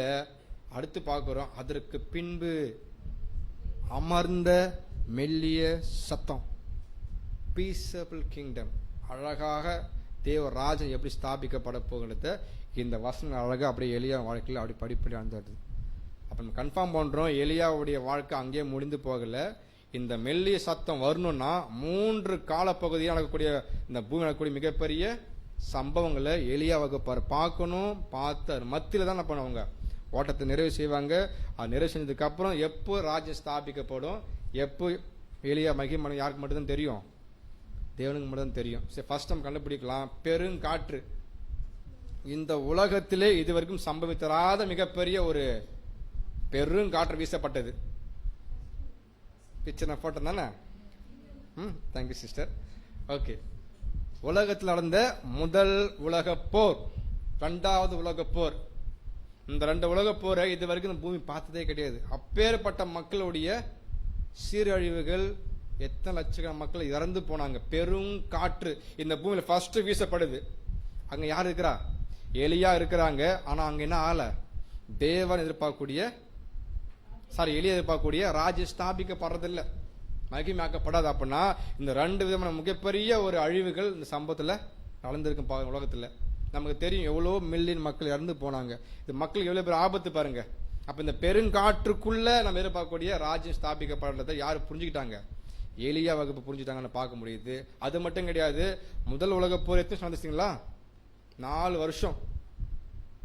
எப்படி இருந்திருக்கும்? 4 வருஷம் எவ்வளவு பேர் இறந்திருப்பாங்க. செகண்ட் வேர்ல்டு வார் 6 8 மொத்தம் எத்தனை வருஷம் சேர்த்தாக்கா? இத்தனை வருஷங்களாகவே இப்ப நடக்கிற மாதிரி டெத்து நம்ம நாமள 40,000 காசு ஐசியில் இப்ப 45,000 50,000 தான். அங்க அவ்வளவு பேர் இருக்காங்க. ஏன்னா இது ப்ராஃபஸி பார்க்கிறோம், நடக்கும். பெருங்காற்று வீசப்படும் போது எலியா பாக்குறாங்க, இந்த இடத்துல கர்த்தர் இல்லை, அப்படின்னா ராஜ்யம் இல்லைன்றத புரிஞ்சுக்கிட்டாங்க. அப்படின்னா உலகத்துல மிகப்பெரிய சம்பவங்கள் பேரழிவு காணப்பட்டுச்சுன்றத அந்த பெருங்காற்று அடையாளப்படுத்துது பார்க்கிறோம். ஃபர்ஸ்ட் பாயிண்ட் காற்று, ஓகேங்களா? செகண்ட் பூமி அதிர்ந்தது. அப்படின்னா இந்த பூமி எதுக்கு ஒப்பிட்டு பார்ப்போம்? அந்த 4 காற்று நான் குழு தரேன். பூமி என்ன சொல்லுவோம்? சமுதாயம். அப்படின்னா இந்த பூமி வச்சு பார்க்கப்படும் போது இந்த உலக சாம்ராஜ்யங்கள் தரமட்டமா உடைக்கப்பட்ட காலப்பகுதி பார்க்கிறோம். அதுல உதாரணம் பார்க்கிறோம். என்ன பாத்தீங்கன்னா, ரஷ்யா அப்படி சரிஞ்சு போனுச்சு. அப்படி சோவியத் யூனியன் என்ன ஆச்சுங்க, உடஞ்சு போச்சு. ஈஸ்டர்ன் யூரோப் கண்ட்ரி இவங்க எல்லாருமே மிகப்பெரிய வல்லரசு நாடுகள் காணப்பட்டாங்க. இது எப்படி நடந்து பாத்தீங்களா? 1945க்கு அப்புறம். அப்புறம்னா 2ஆம் உலக போருக்கு அப்புறம் கொஞ்ச காலப்பகுதிக்கு அப்புறம் 1989ல மிகப்பெரிய வீழ்ச்சியில் காணப்பட்டுச்சு. யாரும் எதிர்பார்க்கல. உலகத்து சமுதாயங்கள் இந்த அளவுக்கு மிகப்பெரிய டாப்ல இருந்தாங்க, சேட்டலைட் விட்டாங்க, எல்லாம் பண்ணப்பட்ட எல்லாம் பொத்து விழப்படும் வச்சுங்க. எல்லாம் மிகப்பெரிய அடி. நீ இந்த போட்டி கிடையாது. அப்போ அந்த அளவுக்கு இருந்துச்சு எல்லாமே. எல்லாம் பொத்துன்னு கீழே இந்த காலப்பகுதி. இப்ப யாருங்க இருக்கிறா? எலியா வகுப்பார் இருக்கிறாங்க. இதன் மத்தியில இப்படி பார்க்கப்படும் போது என்ன வந்துடும்? நான் மாத்திரம் பேசிக் கொண்டிருக்கிறேன். என்ன வந்துடும்? எதிர்பார்த்தாங்க. ஏன் நம்ம பார்த்துட்டு இருக்கோம்னா, எலியா பாக்குறாங்க, ஓரேப்ல இருந்து ராஜ்யத்துல பாக்குறாங்க முடிஞ்சிருமோன்ட்டு. இல்ல, பெருங்காற்று கலந்து போகணும், அதுக்கப்புறம் பூமி வச்சு வரணும், அது முடிஞ்சதுக்கு அப்புறம் அக்னி வரணும், அதுக்கப்புறம் தான் அமர். இந்த வார்த்தை ரொம்ப அழகா இருக்குல்ல, சத்தம் வரணும். அப்படின்னா 2வது விஷயம் பாக்குறோம், பூமி அதிர்ச்சி, மிகப்பெரிய விஷயங்கள். இந்த டேட்ல தான் இன்னும் நடந்ததுங்களா? எல்லா நாடுகளுக்குமே இண்டிபெண்டன்ஸ் டே, சுதந்திரம் பெற்றுக் கொண்டார்கள். வசனம் வாசிப்போம். அன்றியும் அவர்களுக்கு ஒரு ஊமை சொன்னார். அத்தி மரத்தையும் பாருங்க, மற்ற எல்லா மரத்தையும் பாருங்க. அத்தி மரம் இது இஸ்ரேல் தேசம், மற்ற மரம் உலக தேசங்கள். அப்படின்னா 1948ல எது வாங்கினுச்சு? இஸ்ரேல். நம்ம 47ல வாங்க, ஞாபகம் இருக்குல்ல? அப்ப அந்த காலப்பகுதியில் எல்லாமே என்ன பண்ணாங்க, ஒரு தேசமாகவே அங்கீகரிக்கப்பட்டுச்சு. விழுகையும் இருக்குது, எல்லாமே என்ன பண்றாங்க, ஒரு சுதந்திரம் வாங்கக்கூடிய விஷயமும் சொல்லப்பட்டிருக்கிறது நம்ம கன்ஃபார்ம் பண்றோம். இது 2வது பாயிண்ட், பூமி அதிர்ச்சி. மூன்றாவது அக்னி. அந்த அக்னி வேற எங்க மேல எங்க நடக்குதுங்களா? இங்கதான் நடந்துட்டு இருக்கு அக்னி. நம்முடைய காலப்பகுதியே சித்தரிக்கிறது. யூதர்கள், இஸ்லாமியர்கள், கிறிஸ்தவர்கள், இந்துஸ்குள்ள கூடிய மிகப்பெரிய மத போராட்டங்கள், அராஜகம் சொல்லப்பட்டிருக்கு. அந்த வார்த்தைக்கு, அக்னி என்ற வார்த்தைக்கு மிகப்பெரிய அராஜகம் இந்த பூமியில காணப்பட்டு கொண்டிருக்கு. இது எல்லாமே ஓய்வு பெறணும். எல்லாம் முடிஞ்சா மட்டும்தான் என்ன ஸ்தாபிக்கப்படும் பாத்தீங்கன்னாக்கா, மெல்லிய சத்தம், தேவனுடைய சமராஜ்யம் காணப்படுமே தவிர அது வரைக்கும் உலகத்துல இது நடக்குன்றது தான் தேவன் சித்தரிக்கிறாங்க. பெருங்காற்று கடந்து போகணும், பூமி வச்சு கடந்து போகணும், அக்னி நடக்கணும். அந்த அக்னியில தேவன் கடைசி என்ன பண்ண போறாங்க? பினிஷ் பண்ண போறாங்க. நீதி உள்ள நியாயாதிபதி என்ன பண்ணாங்க? நீதியுள்ள அக்னியை கொடுத்து ஸ்டாப் பண்ணுவார். எல்லாம் சுட்டரிப்பாரு. எல்லாம் அழுக்கு என்ன பண்ணுவாரு? சுட்டரித்து போட்டா மட்டும்தான் என்ன வரும்? ஃப்ரெஷ்ஷான அந்த வேர்ல்டு ஆரம்பிக்கப்படும், கண்ணுக்கு ராஜ்யம் ஸ்தாபிக்கப்படும். அப்பதான் சந்தோஷம், சமாதானம், தேவன் கண்ணீர் துடைப்பார் எல்லாமே பெற்றுக்கொள்ள முடியும். அது வரைக்கும் கவலை, கஷ்டம், துன்பம் பாருங்க. எல்லாருக்குள்ள போட்டி, மிகப்பெரிய புரட்சிகள் எல்லாமே என்ன நடந்துட்டு இருக்கு? அக்னி பார்க்கிறோம், ஃபயர். அந்த அளவுக்கு மிகப்பெரிய ஒரு போராட்டம், மத ரீதியான போராட்டங்கள், கட்சி ரீதியான போராட்டங்கள் எல்லாமே கலந்து பண்றாங்கன்னா அந்த மாதிரி சூழ்நிலை வாழ்ந்து கொண்டிருக்கிறாங்க. இதன் மத்தியில உருவாகாதுன்றது தான் அந்த ப்ராபசி பார்க்க காமிக்கிறாங்க தேவன். எலியாவே, இங்க உனக்கு என்ன காரியம்? அப்ப என்ன பண்ணும்? ஒர்க் இருக்கு. நீ எதிர்பார்த்த 1914 முடிஞ்சு எதிர்பார்த்த முடியாது. அந்த ராஜ்யம் வரணும்னா இந்த 3 சமணி கடந்து போக வேண்டியது அவசியமா இருக்கு. கடந்து போலாம் மட்டும்தான் நீ எதிர்பார்த்த மாபெரும் ஆசீர்வாதத்தை பார்க்க முடியுன்றத சொல்ல முடியுது. இதுதான் பார்க்கணும் அக்னி. ஓகேங்களா? ஓகே, இதை கொடுத்து படிக்கலாம். அக்னியை கொடுத்து எப்பொழுது இது வரைக்கும் 1989 இருந்து 1989 இருந்து ஒரு வருஷம் பார்த்தேன் இல்லையா? 2ஆம் உலக போர் எப்ப முடிஞ்சது? 1945 முடிஞ்சதுக்கு அப்புறம் என்ன ஆரம்பிச்சிச்சு? காற்று, பூமி அதிர்ச்சி, இதெல்லாம் நடந்துட்டு இருக்கு. இந்த காலப்பகுதிக்கு அப்புறம் அதுல இருந்து இன்னை வரைக்கும் எப்ப முடியும் படிக்கலாம். அமைதி வரும் வரையில் வேதத்தில் அக்னி நீதியுள்ள அழிவை சித்தரிக்கிறது. பாருங்க, படிச்சிருக்கிறோம் பரிசுத்த வேதாகமத்துல. அக்னி பார்க்கும்போது நீதி உள்ள ஒரு அழிவு. இந்த உலகத்தை என்ன பண்ணும்? அழிக்கிறாங்கன்னா என்ன ப்ராசஸ் அழிக்கிறாங்க? தேவன் நன்மையானதை கொண்டு வரணும்னா தீமையான சுட்டெரிக்கணும். இங்கு அடிப்படையான ஓர் அடையாளத்தை மாற்றுவதற்கு எந்த காரணமும் இல்லை. 11 ராஜாக்களில் சொல்லப்பட்ட 2 ராஜாக்களில் சொல்லப்பட்ட 2 ராஜாக்களில் சொல்லப்பட்ட இந்த அக்னியை பாரம்பரியமாக நாம் அராஜகம் அல்லது சட்டமில்லா நிலை என்று கூறுவோம். இன்னைக்கு நடக்குதா? அக்னி என்ற வார்த்தை சொல்றோம் அராஜகம். சட்ட ஒழுங்கு இருக்கா? போட்டிருப்பாங்க, அவங்க ஃபைல்ல இருக்கும். நடைமுறைப்படுத்துறாங்களா? இல்ல. செய்வோம்னு வாக்களிப்பாங்க, செய்யறாங்களா? இது எல்லாமே சட்டம் இல்லாத, சட்ட ஒழுங்கு கேடான விதிமுறைகள். சமாதானம் சமான் சொல்லுவாங்க, மேல் பூச்சா பூசுவாங்க. அப்புறம் எதுக்கு ஒவ்வொரு நாடுமே அணு ஆயுதம் தயாரிக்கணும்? சமாதானம் இருக்க வேண்டியதானே? ஏன் நீ எப்பயும் அட்டாக் பண்ணலாம்? நான் திரும்பினேன் அட்டாக் பண்ற ரெடியா இருக்கிறாங்க. பேச்சுக்கு அதான் மேல் பூச்சா பூசு. வசனம் அழகாக பாத்தீங்களா? மேல் பூச்சா பூசுவாங்க. கவலைப்படாதீங்க, நான் பாத்துக்கிறேன், நான் சப்போர்ட் பண்றேன் சொல்லிட்டு போற கேப்ல பின்னாடி பாம்பு விட்டு அனுப்புறது. கரெக்டுங்களா? இதுதான் அந்த உலகத்தில் நடக்குது. சட்டம் போடுவாங்க, நடைமுறைப்படுத்த மாட்டோம். அக்னி. இதுக்கெல்லாம் தேவன் பார்த்துட்டு இருக்காங்க. ஒரு நீதி உள்ள விஷயம் நடக்கணும்னா இது எல்லா டிவைஸும் கிளப்ஸ்குள்ள கொண்டு போகணும். அழிப்பாரு. அழிச்சா மட்டும்தான் நாம் எதிர்பார்க்கக்கூடிய அந்த சமாதான ராஜ்யம் இந்த உலகத்தில் ஸ்தாபிக்கப்படும்ன்றத சொல்லப்பட்டிருக்கு. இதுக்கு வசனங்கள் சொல்லியிருக்காங்க. எங்க பாத்தீங்கன்னாக்கா வெளிப்படுத்த 15ஆம் அதிகாரம் 34. அது படிக்க தேவையில்ல, நம்ம ஒப்பிட்டு பார்க்கலாம். அப்ப எல்லா விஷயம் புரிஞ்சிக்க முடியுது. இந்த 3 சம்பவங்களையும் யார் பாக்குறாங்க, யார் இருக்கிறாங்க பாத்தீங்கன்னா ஏலியா இருந்து பாக்குறாங்க. எல்லாம் தேவன் அப்படி நடைமுறையில் அப்படின்னு பண்றாங்க, காமிச்சாங்க. அங்க நாம பார்த்துட்டு இருக்கோம். இன்னைக்கு எல்லாமே 1ஆம் உலக போரை பத்தி கேள்விப்பட்டிருக்கிறோம். அதுக்கடுத்து பூமி உலகத்தை சாம்ராஜ்யம் எப்படி சுக்குன உடையப்பட்டது கேள்விப்பட்டிருக்கிறோம். இப்ப எழுந்து வந்துட்டாங்க. இப்ப என்ன சட்டம் போட்டு அக்னிக்குள்ள மாட்டினுக்கிறாங்க. இப்ப இது முடிஞ்சதுக்கு அப்புறம் தான் என்ன பண்ணப்பட போகுது? நம்ம வெயிட் பண்றோம்ன்றத புரிஞ்சிக்க முடியுது. இப்போ அடுத்து எத்தனாம் வருஷம் பார்க்கும்போது 19வது அதிகாரத்துல பார்த்தோம் இல்லையா? 12 வருஷம் வரைக்கும். இப்ப அதுக்கான சம்பவம் பார்க்கப்படும் போது 13 வருஷம் வாசிக்கலாம். அதை எலியா கேட்டபோது தன் சால்வையினால் தன் முகத்தை மூடிக்கொண்டு வெளியே வந்து கெபியின் வாசலில் நின்றான். அப்பொழுது இதோ எலியாவே, இங்கே உனக்கு என்ன காரியம் என்கிற சத்தம் அவனுக்கு உண்டாயிற்று. கேக்குறாங்க. ஃபர்ஸ்ட் டைம் கேட்டாங்க 10ஆம் வருஷத்துல 9:10 எலியாவே, இங்க உனக்கு என்ன வேலைன்னு கேட்டாரு. அப்போ முதல் கொஸ்டின் நடந்த சம்பவம் வந்து முடிஞ்சிச்சு. இப்போ செகண்ட் கேட்குறாங்க, 13ஆம் அதிகாரத்தில் கேட்குறாங்க பாருங்க, எலியாவே இங்க உனக்கு என்ன காரியம்? செகண்ட் வந்து கேட்குறாங்க எலியா பார்த்துட்டு. அதுக்கு எலியோட பதில் பாருங்க, வாசிக்கலாம். அதற்கு அவன், சேனைகளின் தேவனாகிய கர்த்தருக்காக வெகு பக்தி வைராகியமா இருந்தேன். இஸ்ரவேல் புத்திரர் உமது உடன்படிக்கையை தள்ளிவிட்டார்கள். உம்முடைய பலிபீடங்களை இடித்து உம்முடைய தீர்க்கதரிசிகளை பட்டயத்தினால் கொன்று போட்டார்கள். நான் ஒருவன் மாத்திரம் மீதியாய் இருக்கிறேன், என் பிராணனையும் வாங்க தேடுகிறார்கள் என்றான். ரொம்ப தெளிவா சொல்றாங்க எலியா. தேவன் கொடுத்த எலியா கொடுத்த மிகப்பெரிய தெய்வீக வேலையை முழுமையா யார் செஞ்சு முடிக்க மாட்டான்றத தான் அந்த வசனம் சொல்லப்பட்டிருக்கு. சபைக்கு கொடுக்கப்பட்ட வேலையை சபையா முழுமையா செஞ்சு முடிக்காது. நான் ஒருத்த மாத்தம் தான் மீந்து இருக்கிறேன், என்னையும் கொலை செய்ய தேடுறாங்க அப்படின்னா அர்த்தங்களா? இது 14ஆம் வசனம் முடியுது. அப்படின்னா தேவன் கொடுத்த அந்த தெய்வீக வேலையை முழுமையாரு பூர்த்தி பண்ண மாட்டாங்க.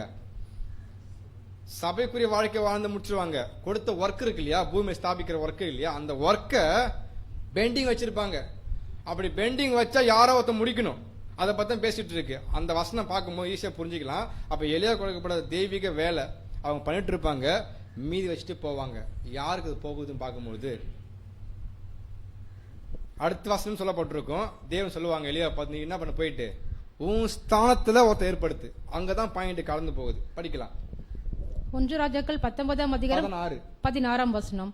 பின்பு நிம்சியின் குமாரனாகிய யெகூவை இஸ்ரவேலின் ராஜாவாக அபிஷேகம் பண்ணி ஆபேல் மெகோலா ஊரானான சாப்பாத்தின் குமாரனாகிய எலிசாவை உன் ஸ்தானத்திலே தீர்க்கதரிசியாக அபிஷேகம் பண்ண. பாருங்க, எலியா யாருக்கு அடையாளமா இருக்காரு? சபைக்கு அவர் ஒர்க் பண்றாரு. அப்ப எலிசா திரள கூட்டம். இப்ப எலியா கொடுக்கப்பட்ட ஒர்க் அவர் முழுமையா முடிக்காதனால அவர் எடுத்துக்கொள்ளப்பட போகிறார். உன் ஸ்தானத்தில் யார் ஏற்படுத்து? எலிசாவை. சபையை திரள கூட ஏற்படுத்தணும். எலிசா பாயிண்ட் புரிதுங்களா? ஏன் ஏற்படுத்தணும்? படிக்கலாம். சம்பவிப்பதாவது, ஆசேகேலின் பட்டயத்திற்கு தப்பினவனை யெகூ கொன்று போடுவான். யெகூவின் பட்டயத்திற்கு தப்பினவன் எலிசா கொன்று போடுவான். இப்ப எலியா கொடுக்கப்பட்ட ஒர்க்க யார் பண்ண போறான்றத இன்னும் டீப்பா புரிஞ்சுக்கணும்னா இந்த பிக்சர் போட்டுனா கன்ஃபார்ம் பண்ணிடுவீங்க. ஓகேங்களா? அப்பனா சபை என்ன ஆக போகுது? எடுத்துக்கொள்ளப்பட போகுது. அவங்க ஓட்டம் நிறைவு செய்ய போகுது. எடுத்துக்கொள்ள போனதுக்கு அப்புறம் அவங்க விட்டு போன ஒர்க்கை யார் பினிஷ் பண்ணுவாங்க? கீழே கூடிய எலிசா தான் முடிவு கொண்டு வருவாங்க. எப்படி புரிஞ்சுக்கலாம் அப்படின்னா, எலியா கிட்ட என்ன இருக்கும்? மேல ஒரு சால்வை இருக்கும். அதை முறுக்குனார். நமக்கு தெரியல முறுக்குறது என்ன அர்த்தம். சரி, சால்வை என்ன அர்த்தம்? பல முறை பேசியிருக்கோம். அத்தாரிட்டி, சக்தி நமக்குள்ள இருக்கிறது, அதிகாரம் இருக்குது. அந்த சால்வை அதை எடுத்து முறுக்குன்னு அர்த்தம்.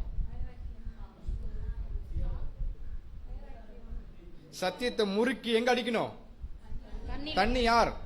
ஜனங்கள். அப்ப சத்தியத்தை முறுக்கணும், ஸ்ட்ராங்கா இருக்கணும். ட்ரூத் ஏத்துக்கிறியாப்பா? அப்படி இல்ல, ஏத்துக்கொள்ளணும். அந்த அளவுக்கு ஃபோர்ஸ் ஆகணும். அப்படின்னா சால்வையை முறுக்கி அடிச்சாக்கா தண்ணி பிரியணும். அப்படின்னா சத்தியம் உள்ள போனதுக்கு அப்புறம் என்ன பண்ணுவாங்க? கேட்டு உள்ள வரணும்.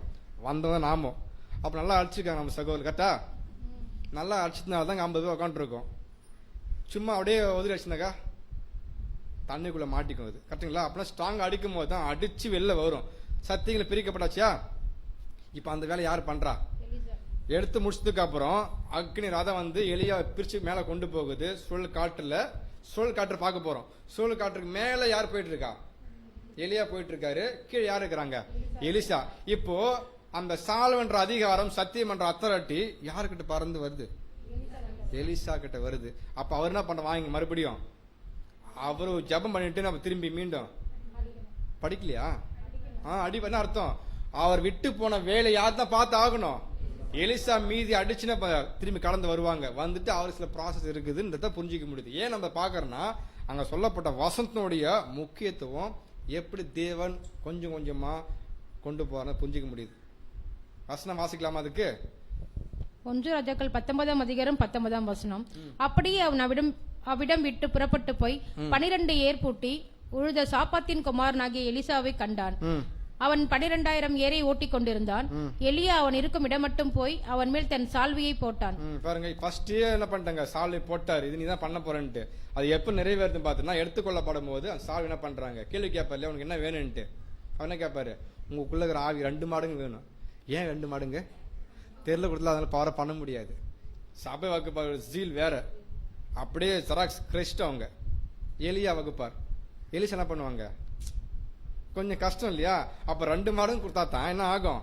பவர்ஃபுல்லா ஒர்க் பண்ண முடியும். 2 மாடும் கேட்கும்போது நீ என்ன பண்ணுங்க, சால்வியை பார்த்துனே இருந்தா சத்தியத்துக்கு உட்பட்ட பார்வை உங்களுக்கு இருந்தா மட்டும்தான் உனக்கு கிடைக்கும். எல்லாத்துக்குமே அர்த்தம் கொடுக்கப்பட்டிருக்கு, நம்ம படிச்சிருக்கிறோம். அப்படின்னா தெருள கூட்டம் தான் மீதி தெய்வீக வேலையை பினிஷ் பண்ணுவாங்க. அதுக்கப்புறம் என்ன பண்ணுவாங்க அவங்க? அப்ப உபத்திரத்து மத்தியில் யாரு எடுத்துக்கொள்ளப்படுறா? அப்ப தெருள கூட்டம் எங்க இருக்கணும்? எதுல இருக்கணும்? அக்னி உபத்திரத்துல இருக்கு கட்டாயமா. சில பேருடைய கருத்து தெருள கூட்டம் உபத்துல மாட்டிக்காதுனாங்க, தவறான கருத்து. சபை எடுத்துக்கொள்ளப்படுதுனாக்கா இதுதான் மிகப்பெரிய எக்ஸாம்பிள். அவங்க போறாங்கன்னா எப்ப எடுத்துக்கொள்ளப்படுவாங்க? மகா உபத்தின் மத்தியில தான். அப்ப யாரு கீழே இருக்கணும்? தெருள கூட இருக்கணும். அப்பதான் அடித்து தோய்த்து பிசிக்கப்பட்டு என்ன பண்ணுவாங்க? ஏசு கிருஷ்ணனுடைய பிளட்ல தோய்க்கப்பட்டு அதுக்கப்புறம் தான் என்ன பண்ண வருவாங்கன்றத நம்ம புரிஞ்சிக்க முடியுது. 3 கட்டம் பார்த்துட்டோமா? என்னென்ன கட்டம்? பெருங்காற்று, பூமி அதிர்ச்சி, அக்னி, அடுத்து மெல்லிய சத்தம். அப்பனா டேட் கண்டுபிடிக்க போறோம், எப்ப சபை மகிமை அடையன்ட்டு. தேவன் சொல்லிட்டாரு, வசனம் வாசிக்கலாம். சங்கீதம் 46:10. சங்கீதம் 46:10. நீங்கள் அமர்ந்திருந்து நானே தேவன் என்று அறிந்து கொள்ளுங்கள். ஜாதிகளுக்குள்ளே உயர்ந்திருப்பேன், பூமியிலே உயர்ந்திருப்பேன். பாருங்க, டேட்டிங் சொல்லப்பட்டிருக்காங்க. தேவன் சொல்லிட்டாங்க, சத்தம் போடாம என்ன பண்ணுங்க? வெயிட் மட்டும் பண்ணுங்க. நீங்கள் அமர்ந்திருந்து நான் தேவன் என்று அறிந்து கொள்ளுங்கள். அப்படின்னா தேவனுக்கு மட்டும்தான் தெரியும் சபை எப்போ, எந்த தேதியில, எந்த நாள்ல, எந்த நொடிப்புல எடுத்துக்கொள்ளப்பட போறான்ற முழு டீட்டெயிலுமே தேவனுக்கு மட்டும் தெரியும். நீங்க என்ன பண்ணுங்க? கொடுக்கப்பட்ட வேலை பண்ணுங்க, சரியா பண்ணுங்க. உங்களுடைய ஆவிக்குரிய ஜீவத்துல எதை நிறைவேற்றுமோ நிறைவேற்றுங்க. அதை தக்க வைத்துக் கொண்டு மாத்திரம் இருங்க. மீதி யார் பாத்துக்கிறா? நான் பாத்துக்கிறேன். அது நான் ஓபன் பண்ணக்கூடிய என்னுடைய ப்ராசஸ். அது நீங்க என்ன பண்ணுங்க? இங்க வரதற்கான ஆயத்தமாகுறதுக்கு உங்களை என்ன பண்ணுங்க? சீர்படுத்தி ஸ்திரப்படுத்தி மாற்றிக்கொள்களை தவிர இந்த டேட்ல இயேசு கிறிஸ்து வந்துட்டாரு கண்டுபிடிச்ச மாதிரி இந்த டேட்ல தான் சபை மகிமான்னு சொல்லவே முடியாது. டேட் கொடுக்கப்படவில்லை. உதாரணம் எங்க பாப்போம் நம்ம டேட் கொடுக்கலன்ட்டு. இந்த நாழிகையும் இந்த நாளையும் என் பிதா ஒருவரை தவிர வேற யாருக்கும் தெரியாது. இதோ மணவாளன் சத்தம் கேடுச்சு. எப்பதான் தெரியுமா? தூங்கிட்டு இருந்தாங்க. கதவு அடைக்க போறதுன்னு தெரியாது. உள்ள எப்ப போறாங்க, எப்ப அடைக்கப்படும் தெரியாது. அடைக்கப்பட்டதுக்கு அப்புறம் தெரியும் முடிஞ்சு போச்சுன்ற கோர்ஸ். அவ பாட்டு பாடலாம், கோடைக்காலம் மாரிக்காலம் எல்லாம் போயிடுச்சு தான், வாய்ப்பு மிஸ் ஆயிடுச்சுன்றது ஒரு புரிதல் நமக்கு காணப்படுது. எல்லாமே என்ன பண்ணலாம்? நம்முடைய அழைப்பினுடைய பந்தய பொருள் எப்படி பெற்றுக்கொள்ளலாம்ன்றத மாத்திரம் நம்முடைய நோக்கமா இருக்குமே தவிர இந்த டேட் அனுமானிக்கிறாங்க, அதை உங்களை ஆராய்ச்சி விட்டுருங்க, தப்பு கிடையாது. பட் டேட் சொல்லக்கூடாது, சொன்னால் இல்லை. தேவன் எங்கேயுமே அதுக்கான ப்ரூஃப்குள்ள பார்க்க முடியுது. இது வரைக்கும் பார்த்துட்டோம். 1 ராஜாக்களுடைய 3 சாப்டர் பார்த்தாச்சு. 17ஆம் அதிகாரம் 18, 19 பார்த்தாச்சு. அடுத்து சொன்னல ஞாபகம் வச்சுக்கிறீங்களா இருக்கு. அடுத்து என்ன பண்ண போனோம்? 2 ராஜாக்கள்ல 2ஆம் அதிகாரத்திலையும் எலியா பத்தி பேசப்பட்டிருக்கு. இது முக்கியமான சம்பவம் என்ன தெரியுங்களா? எலியாவும் எலிசாவும் டிராவல் பண்ணக்கூடிய சம்பவங்கள். வசனம் வாசிக்கலாம். 2 ராஜாக்கள் 2ஆம் அதிகாரம் 1ஆம் வசனங்கள் முதல். கர்த்தர் எலியாவை சுழற்காற்றிலே பரலோகத்திற்கு எடுத்துக்கொள்ள போகிற போது எலியா எலிசாவோட கூட கில்காலில் இருந்து புறப்பட்டு போனான். நமக்கு தெரியும், இங்கேயும் 4 விதமான கட்டங்களை கடந்து தான் போறாங்க. அப்படின்னா எலியாவும் எலிசாவும் டிராவல் பண்றாங்க. டிராவல் பண்ண எங்கிருந்து பார்க்கும்போது 1799 இருந்தே டிராவல் நடந்துட்டு இருக்கு. இது வரைக்கும் சபை மகிமை வரைக்குமே டிராவல் போயிட்டு இருக்கு. கரெக்டுங்களா? 2 மணி பேசிட்டு போறாங்களா? பேசிட்டு போறாங்க. 4 கட்டங்கள். அதில் பார்க்கும்போது 3 பிளேஸ், ஒரு ரிவர். நம்ம அதை ஞாபகம் வச்சுக்கணும். 3 நகரங்கள் அல்லது 3 சிட்டி சொல்லலாம். கில்கால், பெத்தேல், அப்புறம் ஜெரிகோ. 3மே சிட்டி நகரங்கள் சொல்லப்படுது. 1 மட்டும் ஜோர்தான், அப்படின்னா அது ரிவர், நதி. ஓகேங்களா? இந்த 4 கட்டங்களும் யாரும் கடந்து போறா? எலியாவும் கடந்து போறாங்க, எலிசாவும் கடந்து போறாங்க பாக்குறோம். அப்படின்னா நமக்கு தெளிவா புரிஞ்சுக்க முடியுது. இந்த 4 பிளேஸ் அர்த்தம் கண்டுபிடிக்கணும். அது என்ன சொல்ல வருது? மீனிங் கண்டுபிடிக்கணும். கண்டுபிடிச்சா நம்ம தெரிஞ்சுக்க முடியும் சத்தியங்கள் என்னன்றது. அப்படின்னாக்கா ஃபர்ஸ்ட் பார்த்தோம் இல்லையா, கர்த்தர் எலியாவை எப்படி எடுத்துக்கொண்டு போனாங்க? சுழல் காற்று. அப்ப அந்த சுழல் காற்றுல தான் எலியா போகுன்றதுக்கான ப்ராஃபஸி சொல்லப்பட்டிருக்கு. அதே மாதிரி இணையாக வேற எங்க சொல்லப்பட்டிருக்கா? காற்று மத்தியில தான் எடுத்துக்கொள்ளப்படணும். அதை குறித்து ஏதாவது ஞாபகம் வருங்களா? குழு கொடுக்கட்டுமா? ரெவலேஷன் விட்டுடாதீங்க. சொன்னா தான் குழு கொடுத்தா மாதிரி தான் நம்ம பேசுவோம் இல்லையா? அப்படின்னா 4 காற்றுகள் என்னதுங்க? 1 2. அப்படின்னா ஏன் விட்டுறக்கூடாது? யாருங்க இருக்கிறா? சபை இருக்குது. அப்படின்னா பண்ணுவாங்க சபையில் முத்திரை போட்டு தீரும் அளவும் என்ன பண்றாங்க? விட்டுடாதீங்க. அப்படின்னா காற்று வருவதற்கு முன்பாக யார் எடுத்துக் கொள்ளப்படணும்? இந்த சம்பவம் அங்க பொருத்தி பார்க்க முடியுதா? சுழல் காற்றுல யார் எடுத்துக்கொள்ளப்படுறா? பாருங்க, எலியா பறந்து போறாங்க, பரலோகத்துக்கு போறாங்க. அப்ப இது நம்ம பாக்குறோம். 1,44,000 பேருக்கும் நெத்துல முத்திரை சீல்டு, அவங்க கன்ஃபார்ம் ஆயிட்டாங்க சபைக்குன்னு சொல்ற வரைக்கும் 4 காற்றும் பிடிக்கப்பட்டிருக்கு. அவங்க கன்ஃபார்ம் ஆயிட்டாங்கன்னா விட்டுருவாரு. விட்டா அவ்வளோ மிகப்பெரிய கொலாப்ஸ், மக்கள் புரட்சியில் அடிபட்டு உதப்பட்டு அந்த சம்பவம் நம்ம தெரியும். நம்ம என்ன பார்த்துட்டோம் ஏற்கனவே பேனல் டிஸ்கஷன்ல பார்த்துட்டோம். ப்ராஃபிட்ஸோடைய லிஸ்டே பார்த்தாச்சு. இப்ப 2 பேருமே கடந்து போறாங்களே, இந்த சம்பவம் போச்சுங்க. அந்த சொல் காட்டுறேன் பார்த்தோம். இப்ப அடுத்து எலியாவும் எலிசாவும் 2 பேரும் பேசிக்கிட்டே பயணம் பண்றாங்க. சபைக்கு 2 பொண்ணா தான் வருவாங்க. அதனால கன்ஃபார்ம் பண்ண முடியாது யாரு எலியா யார் எலிசான்னு தெரியாது. ஆனா 2 பேருங்க தான் இருப்பாங்க, சபைக்குள்ள இருப்பாங்க. அது எப்போதும் கன்ஃபார்ம் ஆகும். ஒன்னு வந்து பிரிக்குது பாத்தீங்களா? எது வந்து பிரிக்குது? அக்னி ரதங்களும் அக்னி குதிரை வந்து பிரிக்கும் போது தெரியும் யாரு கோதுமை பதரா.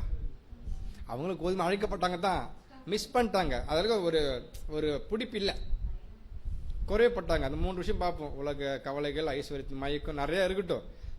என்ன பண்றாங்கன்னா மிஸ் பண்ணிட்டாங்க. அப்பனா கோதுமணியா கிறிஸ்துவோட போயிட்டு என்ன பண்றாங்க? அந்த அழியாமக்குள்ள போயிடுறாங்க. இப்ப எழுது வரைக்கும் பார்க்கும்பொழுது 1799 டிராவல் பண்ண ஆரம்பிச்சிட்டாங்க. அதுக்குள்ள யார் இருக்கணும்?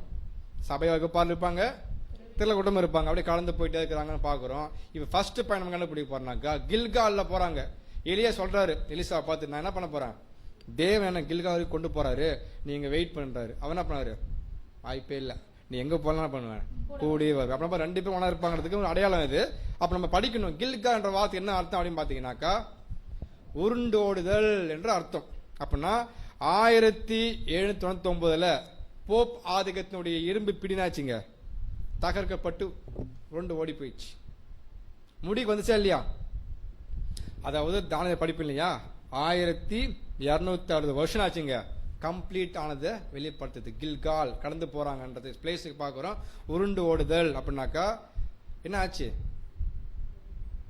போப்பு ஆதிக்கத்தினுடைய இரும்பு பிடி உருண்டு ஓடி போய் சபை மீது இருந்த ஆதிக்கம் இருந்துச்சு இல்லையா, போயிடுச்சு. இனி வெளியேறாம துன்பப்படுத்த முடியுமா? இல்ல கட்டுப்படுத்த முடியுமா? இருக்காது. அடுத்து பழைய தவறுகள், கிறிஸ்துவ மண்டலத்தின் தவறுகள் என்ன ஆச்சுங்க? பரிசுத்த ஸ்தலம் சுத்திகரிக்கப்படுக்கும் பொழுது என்ன ஆச்சுங்க? எல்லாமே இதெல்லாமே தானியலுடைய ப்ராஃபஸி. நம்ம டச் பண்றோம், உள்ள போக முடியாது, போனா வேற கான்செப்ட் மாறிடும். இதுதான் பாக்குறோம். கில்கா என்ற வார்த்தை அர்த்தம் உருண்டு ஓடுதல். எதுல உருண்டு ஓடுச்சு? போப் மாதத்தினுடைய ஆதிக்கத்தில் நம்ம தப்பிச்சு வந்துட்டோம். ஆளை என்ன பண்ண பிடிக்க அசுத்தமா இருந்துச்சு, சுத்திகரிக்கப்பட்டது. அதுல இருந்து என்ன பண்ணுச்சு? வெளியேறுச்சுன்னு பார்க்க முடியுது. செகண்ட் பாயிண்ட் படிக்கலாம். பெத்தேல் என்பதற்கு தேவனுடைய வீடு என்று பொருள். ரசல் ஹென்றி வாட் பிட்சரின் புரூக்ளின் இல்லத்தை வாங்கி கஷ்டப்பாருங்க. பெத்தேல் என்பதற்கு தேவனுடைய வீடு என்று பொருள். ரசல் ஹென்றி வாட் பிக்சரின் புரூக்களின் இல்லத்தை வாங்கினார். அது பெத்தேல் என்று அழைக்கப்பட்டது. அந்த பெயர் தக்க வைக்கப்பட்டது 1907ஆம் ஆண்டு தொடங்கி IBSA வினிடமானது. இது ஆண்டவரின் மேலதிகாரத்திற்கு உட்பட்டிருக்கலாம் என்றாலும் முக்கியமாக இந்த காலத்தில் 1916 வரை எலியாவின் 2வது போஷிப்பை போல சத்தியத்தின் பெருக்கம் வெளிப்பட்டது. சோ இது என்ன அடையாளப்படுத்தும் பார்த்தோம்னா, பெத்தேல் என்ற வார்த்தைக்கு 2வது இடத்துல கலந்து போறாங்க இல்லையா, அதுக்கு என்ன அர்த்தம்னா தேவனுடைய வீடுன்னு அர்த்தம்.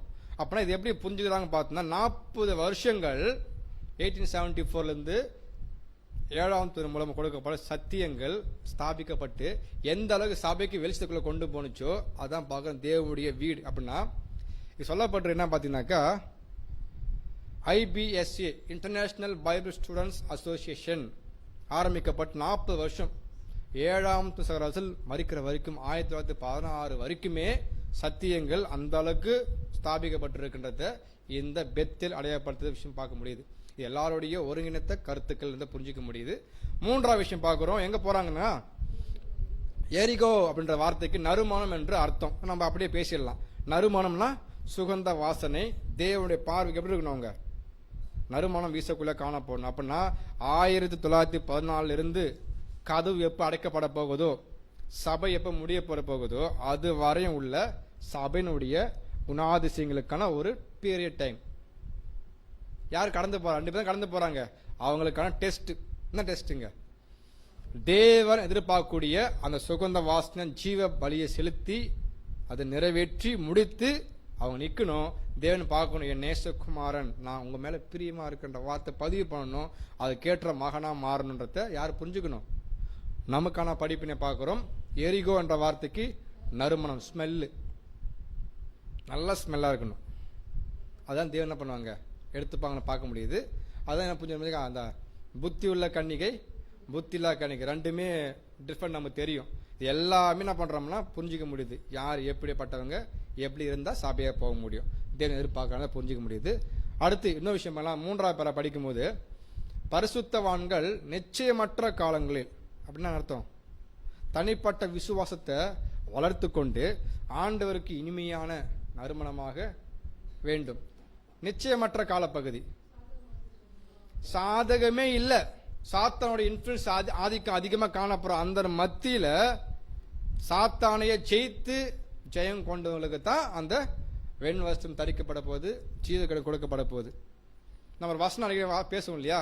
1 யோவான் 5ஆம் அதிகாரம் 4ஆம் வசனம், தேவனால் பிறப்பதெல்லாம் உலகத்தை ஜெயிக்கும், விசுவாசமும் உலகத்தை ஜெயிக்கிற ஜெயம் அது நமக்கு தான் பொருந்தும். நாம தான் ஜெயிப்போன்றத வசனம் சொல்லப்பட்டிருக்கு. அப்படின்னா சாதகமா இருந்தாலும் சரி, எல்லாவற்றாலும் சரி, அதன் மத்தியில தேவ ஆவியில கட்டாயமா நம்ம ஜெயிக்க முடியுன்றத தெளிவா புரிஞ்சிக்க முடியுது பார்க்கிறோம். ஜெரிகோ 4th பாயிண்ட் எங்க? ரிவருக்கு வந்துட்டோம். இது மிகப்பெரிய நியாய தீர்ப்பு. யோர்தான் என்பது நியாய தீர்ப்பு என்று பொருள். இது பரம அழைப்பின் வாசல் மூடப்படுவதை குறிக்கப்படுகிறது. அப்படின்னா சத்தியம் வாங்கிட்டோம், நமக்கு என்ன கொடுக்கப்பட போகுது? சத்தியம் வாழ்ந்ததுக்கு அப்புறம் அதுக்கான அழைப்பு முடியப்பட போகுது இல்லையா? அப்ப தீர்ப்பு வழங்கப்பட்டுச்சா, வழங்கப்பட போகுதா? நமக்கு என்ன ஆயிடுச்சு? ஆல்ரெடி நியாய தீர்ப்பு நல்லா இருக்குதா? இதுக்கப்புறம் தான் அவங்களுக்கு நமக்கு எப்ப ஆரம்பிச்சிருச்சு? ஸ்டார்ட் ஆயிடுச்சு நமக்கு. அப்படின்னா நம்ம என்ன பண்ணணும்? உண்மை உள்ளவளாக காணப்பட்டால் என்றும் பொருள். அப்ப எலியாவையும் எலிசாவையும் அக்னி ரதங்களும் குதிரைகளும் பிரித்தது இங்கதான் புரிஞ்சிக்க முடியும். சத்தியம் வாங்கிட்டாங்க, பெற்றுக்கொண்டோம். எலியாவுக்கும் எலிசா தனித்தான் கொடுத்தார தேவன், ஒன்னா கொடுத்திருப்பாரா? சபைக்கு சத்தியம் வருது இல்லைங்களா? ஒன்னதான் போஷிக்கிறாங்க. ஆனா அதன் மத்தியில 2 வகுப்பாரா யார் மாறுறா? நம்முடைய குறைகள் நிமித்தம் மாற்றப்படுறோம். ஒருத்தவங்க சபையா மாவதற்கான முழு முயற்சி, ஒருத்தவங்க அது முழு முயற்சி எடுக்காமல் விட்டு போனதுனால 2வது வாய்ப்பு கொடுக்கும் போது கிரேஸ் அடிப்படையில். அப்ப பாருங்க, அக்னி பார்க்கிறோம். அக்னி தான் அடையாளப்படுத்துதுங்க. அக்னி அக்னி ரதங்கள், அக்னி நியாய தீர்ப்பும் பார்த்தாச்சு. அக்னி ரதம் பிரிக்குதுன்னா தேவனுடைய பிள்ளைங்களுக்கு அது ஒரு ராணுவ வாகனமா காணப்படுது. அவங்க தேவையான பாதுகாப்பு பராமரிப்பு கொடுத்து யார மீட்டரா இருக்கிறாங்க, சபையை மீட்கிறான் பார்க்கிறோம். அந்த அக்னி ரதம் பிரிக்குது பாருங்க. யார் உண்மை உள்ளவர்கள், யார் உண்மை இல்லாத வெளிப்படுத்தக்கூடிய பிரிக்க விஷயமா இருக்குது. அடுத்து அக்னி ரதம், அது பாருங்க கோட்பாடுகள். குதிரை பார்க்கலாம், குதிரை ரதங்கள். குதிரை என்ன அர்த்தம்? உபதேசங்கள், போதனை. அப்படின்னா எந்த போதனை அடிப்படையில் 2 விஷயம் பார்ப்போம். நெகட்டிவ் இருக்குது, பாசிட்டிவ் இருக்குது. அப்ப நான் பெற்றுக்கொண்ட உபதேசத்துல அந்த கோட்பாடுகளை எப்படி நம்ம உண்மையா இருக்கிறோம்ன்றதை வெளிப்படுத்தணும். ஒருவேளை சாதகம் இல்லைனா கூட நம்ம என்ன பண்ணியாகணும்? பெற்றுக்கொண்ட சத்தியத்துல உண்மையா இருக்கும் பட்சத்துல தேவன் என்ன பண்ணுவாங்க? அந்த அக்னி ரதங்களும் குதிரை நிற்கும் போடும்போது யார் உண்மையான சபையிடத்தை பிரிச்சு காண்பிக்க முடியும். அதான் கடைசி ஃபைனல் பாயிண்ட். 2 பேரும் ஒன்னா டிராவல் பண்றாங்க. 4 பிளேஸ், 3 இடம் ஒரு நதியில டிராவல் பண்றாங்க. நதியும் பிரிக்கப்படுது, அப்பயும் கடந்து போறாங்க. அப்ப சகோல சொல்லுவாங்க என்னன்னா, தண்ணி பிரிச்சாச்சு இல்லையா, உலர்ந்த தரையை நடந்து போறாங்க. அது வரைக்கும் 2 ஒன்னா தான் போறாங்க. போகும் ஏதோ பேசினா போயிருக்குல்ல, என்ன பேசணும் தெரியாது, பேசினு போயிருக்கணும். பேசினு போயிட்டு இருக்கும் பொழுதுதான் சம்பவம் நடக்குது. Final touch. அது எதுக்கு ஒப்பிட்டு பாக்குறாங்கன்னா, ஒருவரும் கிரியை செய்யக்கூட ராக்காலத்தினுடைய பாயிண்ட் அங்க நிற்கும். அது இந்த வருஷத்தை பார்க்கும்போது அதிகபட்சமா ஒரு 3 மாதங்கள் 6 மாதங்கள் 1 year இருக்கலாம்ன்றது ஒரு குறிப்பிட்ட விஷயம் சொல்லப்பட்டிருக்கு. அதிகம் நீடிக்காது. ஏன்னா அப்படி போக யாருக்கு வரும் பாத்தீங்கன்னாக்கா, எல்லாருக்குமே வர வாய்ப்பு கிடையாது. அந்த ஃபைனலில் யார் நிற்கிறாங்களோ அவங்களுக்கு தேவன் நடத்துக்கு விஷயமா இருக்குன்னு பார்க்குறோம். ஒரு பாயிண்டாக வச்சுக்கலாம். அப்போ இதெல்லாம் ஏன் பார்க்குறோம் அப்படின்னு பார்த்தீங்கன்னா, 2 பேரும் ஒன்றா கடந்து போகிறாங்க, நிரூபிக்க முடியல யார் சபை யார் திரும்ப தெரியல. ஆனால் எப்போ தெரியும் பார்த்தீங்கன்னாக்கா, எப்போ தெரியும்? அந்த அக்னிநாதம் பிரிக்கப்படாம தெரியும் யார் உண்மையாக தன்னை முழுமையாக அர்ப்பணித்து உண்மையாக வாழ்ந்து நிரூபித்து காண்பித்திருக்கிறாங்களோ அவங்க கிறிஸ்துவின் சாயல் என்ன பண்றாங்க, பெற்றுக்கொள்றாங்க. ஒருவேளை அழைக்கப்பட்டும் தெரிந்து கொள்ளப்பட்டு உண்மையாக வாழ்க முயற்சி எடுத்தும் ஏதோ ஒரு சந்தர்ப்ப நிமித்தமாக மிஸ் பண்ணி அந்த மாபெரும் அழைப்பு என்ன பண்ணிப்பாங்க, தோல்வி சந்திக்கப்படும் போது புத்திலா கண்ணிக்க போல கதவு அழைக்கப்படுறதுக்கு அப்புறம் தட்டுவாங்க போயிட்டு. வாய்ப்பு கொடுக்க முடியுமா? இல்லை. வாய்ப்பு கொடுக்கப்பட்ட காலப்போ என்ன பண்ணிட்டோம், மிஸ் பண்ணிட்டு முடிஞ்சதுக்கு அப்புறம் வாய்ப்பு கேட்க முடியுமா?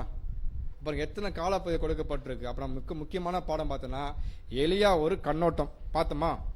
எலியா பற்றி சொல்லப்பட்ட 3 அதிகாரங்கள் 19ஆம் அதிகாரம் 18ஆம் அதிகாரம் 11ஆம் அதிகாரம் பார்த்தோம். 1 ராஜாக்கள் இல்லை, 2 ராஜாக்கள் 8ஆம் அதிகாரத்தை பார்க்குறோம். முழுமையாக சொல்லப்பட்டிருக்கு. இதில் என்ன சம்பவம் பார்த்தோன்னா, நம்ம எல்லாருமே அழைக்கப்பட்டாச்சு.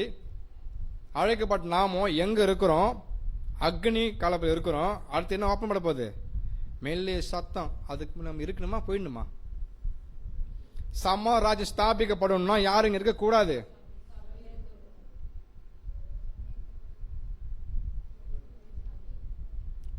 யாரும் சந்தோஷம் சொல்லவே இல்லை.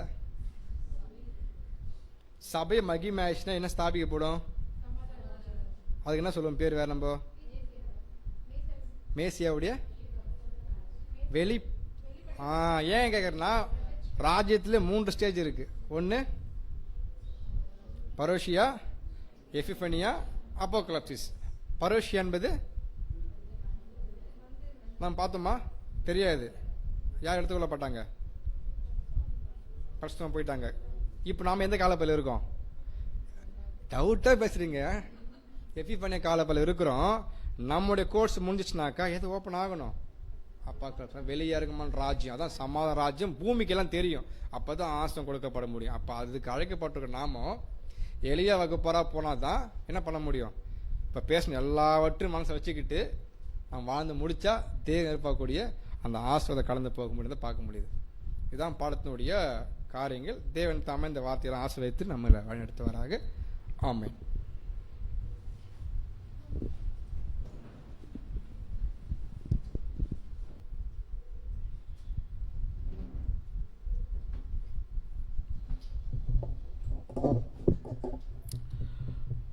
நம்முடைய பிதாவாகிய தேவனுக்கு நாம் கிறிஸ்து மூலமாக நன்றிகளை எடுத்துக்கொள்வோம்.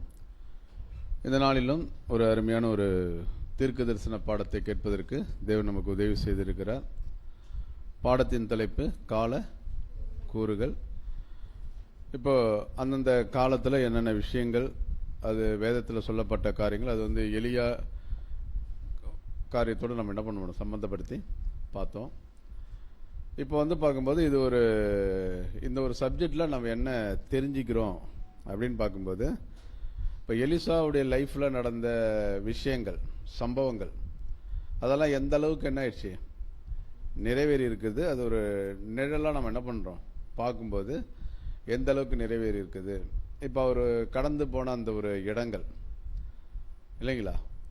அதே மாதிரி பார்த்தீங்கன்னா அவர் வந்து அந்த ஓரைப் மலையில் வந்து தேவனுடைய அந்த மெல்லிய சத்தத்தை என்னது கேட்கறதுக்கு முன்னாடி நடந்த அந்த ஒரு 3 சம்பவங்கள் அப்படின்னா அது அந்த உடைய நிறைவு பகுதியில் நம்ம என்ன பண்ணுறோம் காணப்படுறோம்.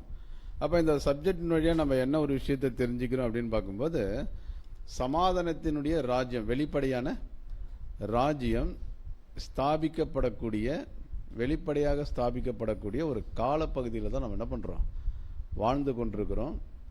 அப்படின்னா வந்து பார்க்கும்போது இப்போ அந்த ஒரு அழைப்புக்குள்ளே வந்திருக்கிறோம் இல்லையா. எந்த அழைப்புக்குள்ளே? இப்போ 2 பேர் பிரயாணம் பண்ணுறாங்க, எலியா எலிசா. இதில் வந்து பார்க்கும்போது ஒரு விஷயம் அவங்க லைஃப்பில் நடக்க போகுது. என்ன ஒரு விஷயம் நடக்க போகுது அப்படின்னு பார்க்கும்போது, 2 பேரும் என்னது பிரிக்கிற ஒரு விஷயம். அது வரைக்கும் 2 பேரும் எப்படியே தான் இருந்தாங்க, ஒன்றா தான் இருக்கிறாங்க. அப்படின்னா பிரிக்கிற ஒரு விஷயம் என்ன பண்ண போகுது, நடக்க போகுது. அப்படின்னா சபை எடுத்துக்கொள்ளக்கூடிய ஒரு காலப்பகுதியில் தான் இப்போ நம்ம என்ன பண்ணுறோம் இருக்கிறோம். ஏற்கனவே வந்து பார்க்கும்போது மகிமை அடைந்த பரிசுத்தவான்கள், மகிமை அடைந்த என்னது சபை ஒரு குரூப் வந்து பார்க்கும்போது அவங்க உயிர் தெரிந்து யார் கூட இருக்கிறாங்க அப்படின்னு பார்க்கும்போது கிறிஸ்துவோடு இருக்கிறாங்க. அப்போ ஒரு பகுதி பாத அங்கம் அவங்க இருக்கிறாங்க. அவங்களும் வந்து பார்க்கும்போது எடுத்துக்கொள்ளக்கூடிய ஒரு காலப்பகுதி. அப்படின்னா அந்த ஒரு எதன் அடிப்படையில் அவங்க எடுத்துக்கொள்ளப்படுறாங்க அப்படின்னு பார்க்கும்போது அவங்க முதிர்ந்த என்னது கோதுமை மணிகளாக மாறணும். அந்த சபைக்குரிய அந்த ஒரு ஓட்டத்தை அவங்க சரியாக என்ன பண்ணியிருப்பாங்க, ஓடி முடிச்சிருவாங்க அப்படின்றத பார்க்குறோம். அப்போ அந்த மாதிரி ஒரு காலப்பகுதியில் தான் யார் இருக்கிறோம், நாம் இருக்கிறோம் இல்லைங்களா? நம்ம எல்லாம் எதுக்காக வந்திருக்கிறோம்னா சபையாக என்னது மாறுவதற்காக வந்திருக்கிறோம். அப்போ சபை எடுத்துக்கொண்ட பிறகு என்ன ஒரு விஷயம் இங்கே ஸ்டார்ட் ஆக போகுது அப்படின்னு பார்க்கும்போது மகா உபத்திரவம் ஸ்டார்ட் ஆகுன்றத பார்க்குறோம். அப்போ இதெல்லாம் தெரிந்திருக்கிற நாம் எப்படிப்பட்டவங்க அப்படின்றது நம்ம தானியேலில் படிக்கிறோன்னா, ஞானவான்கள் இதை என்ன பண்ணுவாங்க, அறிந்து கொள்வார்கள் இல்லைங்களா? அப்படின்னா நம்மளாம் யார் பாருங்கள், உலகத்தில் இன்றைக்கி என்ன நடக்க போகுதுன்றத உட்கார்ந்த இடத்துல இருந்து எல்லாத்தையும் என்ன பண்ணுறோம், தெரிஞ்சுக்கிறோம் இல்லைங்களா? அப்படின்னா நம்ம உண்மையாலுமே யார்? உங்கள் கண்கள் காண்கிறதுனாலும் உங்கள் செவிகள் கேட்கறதுனாலும் நம்மளாம் யாருன்னு பார்க்கும்போது பாக்கியவான்கள். அப்படின்னா நமக்கு கொடுக்கப்பட்ட வேலை என்னன்றது நம்ம என்னது புரிந்து கொண்டு அந்த ஒரு வேலையை நம்ம பர்ஃபெக்டாக என்னது செய்து முடிக்கணும் அப்படின்றத பார்க்குறோம். இதனாலும் தேவனுடைய தூதை பகிர்ந்து கொண்ட சகோதரருக்கும் நம் சபையின் சார்பாக நன்றிகளை தெரிவித்துக் கொண்டு நாம் ஒரு பாடல் பாடலாம்.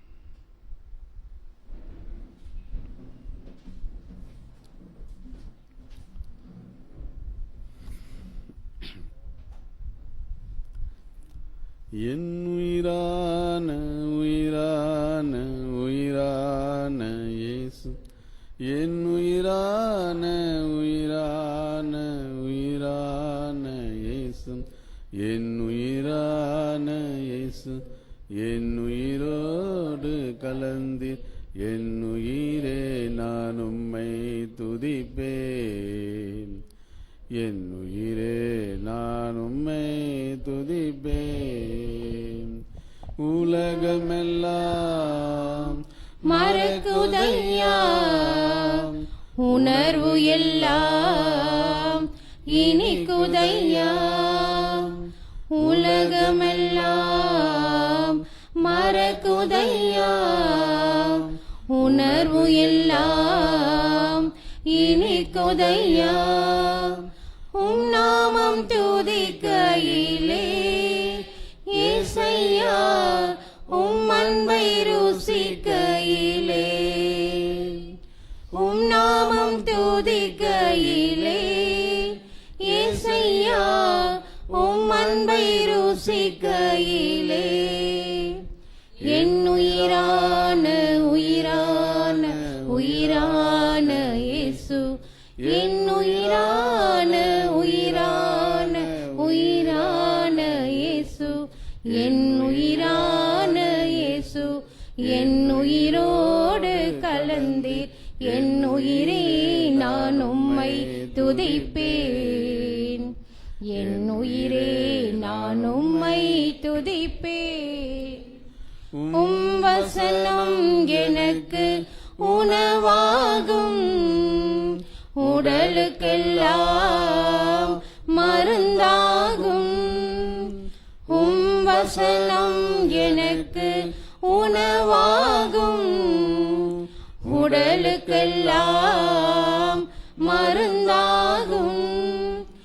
இரவும் பகலும் எல்லாம் உந்தன் வசனம் தியானிக்கிறேன், இரவும் பகலும் எல்லாம் உந்தன் வசனம் தியானிக்கிறேன். என் உயிரான உயிரான உயிரான இயேசு, என் உயிரான உயிரான உயிரான இயேசு, என் உயிரான இயேசு, என் உயிரோடு கலந்தீர், என் உயிரே நான் உம்மை துதிப்பேன், என் உயிரே நான் உம்மை துதிப்பேன். உம் திருநாமம் உலக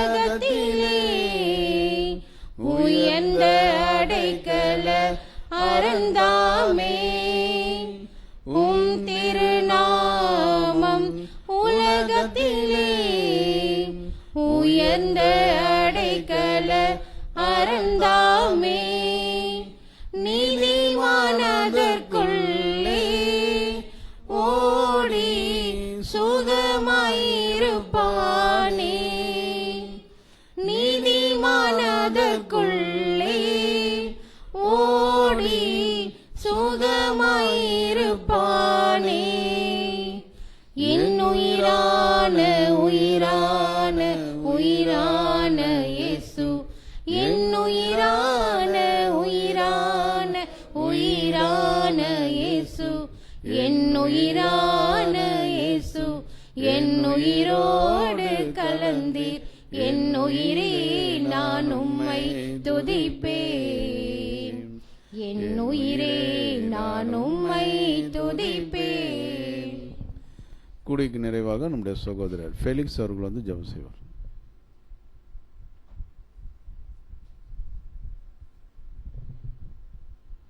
ஜெபம் செய்வோம். மகா இரக்கமும் கிருபையும் அன்பும் நீடிய சாந்தமும் தயவும் நிறைந்த எங்கள் அன்பின் சர்வ வல்லமையுள்ள பிதாவே, உமக்கே துதி கனம் மகிமையாகவும் எங்கள் ஆண்டவராகிய இயேசு கிறிஸ்துவின் மூலமாக இந்த வேலையில் எடுத்துவிடும் தந்தையே. இந்த நாளிலே சகோதர சகோதரர் எங்களை ஒன்றாய் கூட்டி தேவரீர் இந்த மகா பெரிய அழைப்புக்குள்ளாக அழைத்து தேவரீர் ஒவ்வொரு நாளும் எங்கள் நீதியின் பாதையிலும் சத்தியத்தின் பாதையிலும் எங்களை வழிநடத்தி உம்முடைய கிருபைக்காக நன்றி செலுத்துகிறோம் தந்தையே. தேவரீர் இந்த நாளிலும் காலக்கூறுகள் என்ற தலைப்பின் கீழாக எங்களுக்கு தேவரீர் உம்முடைய ஆகாரத்தை எங்களுக்கு கொடுத்திருக்கிறீர். இதோ எளிய வகுப்போராகிய நாங்கள் அப்பா எந்த ஒரு காரியத்திலும் நாங்கள் நடக்க வேண்டும் என்று தேவரீர் இந்த பாடத்தில் காலக்கூறுகள் வைத்து எங்களுக்கு செய்தியை கொடுத்திருக்கிறப்பா. இதோ இந்த நாளிலும் இந்த சத்தியத்தின் பாதையிலே நடக்கக்கூடிய இந்த பிள்ளைகளை ஒவ்வொரு காலப்பகுதியிலும் எப்படி நடத்துவீர்கள் என்று இந்த பாடத்தை நாங்கள் கேட்டுக்கொண்டு போப்பா. தேவரீர் இந்த நாளிலும் எங்கள் ஆண்டவராகிய இயேசு கிறிஸ்துவனுடைய வருகையிலே இருந்து தேவரீர் இதோ சத்தியத்தை புடமிட்டு தேவர் பரிசுத்தமான சத்தியத்தை எங்களுக்கு கொடுத்து ஒவ்வொரு நாளும் இதோ இந்த லேவின் புத்திரர்களே ஆக எங்களை ஒவ்வொரு நாளும் எங்களை சுத்திகரித்து வருகிறீரப்பா. இதோ நாங்கள் உணர்ந்தவர்களாக தேவரீர் கடைசி காலத்திலே இதோ பாதாங்கங்களாக இருக்கிறோமப்பா. ஒவ்வொரு நாளும் கிறிஸ்துவனுடைய சிந்தை உடையவர்களாக இருந்து எங்களுடைய பாதையிலே சரியான ஓட்டத்தை ஓடி முடிக்க எங்களுக்கு கிருபை பாராட்டினோம்ப்பா. எல்லாவற்றும் கரங்களை வைக்கிறோம்ப்பா. எல்லா சகோதரர்களும் இந்த வேலையை நினைத்துக் கொள்கிறோம். இதோ எல்லாரையும் நீரதமாக பொறுப்படுத்தி வழிநடத்தி ஜபத்திற்கு கெஞ்சி கேட்கிறோம். இதை ஊழியத்தை நிமித்தமாக சகோதரர்கள் சென்றிருக்க ஒரு காரியத்தையும் நம்முடைய கரங்களை ஒப்புக் கொடுக்கணும்ப்பா. சிறு பிள்ளைகள் நம்முடைய கரங்களை ஒப்புக் கொடுக்கிறோம். இதோ வியாதி உற்றுள்ள பிள்ளைகளையும் அப்பா நம்முடைய கரங்களை ஒப்புக் கொடுப்பா. எல்லாவற்றையும் நம்முடைய கரங்களை வைத்து எங்கள் ஆண்டவர் ரட்சகரும் மீட்பரும் குருமாக இருக்கிற எங்கள் ஆண்டவராகிய இயேசு கிறிஸ்துவின் இனிய நாமத்தில் இந்த ஜபத்தை கெஞ்சி கேட்கிறோம் எங்கள் ஜீவனுள்ள நல்ல தந்தையே, ஆமென்.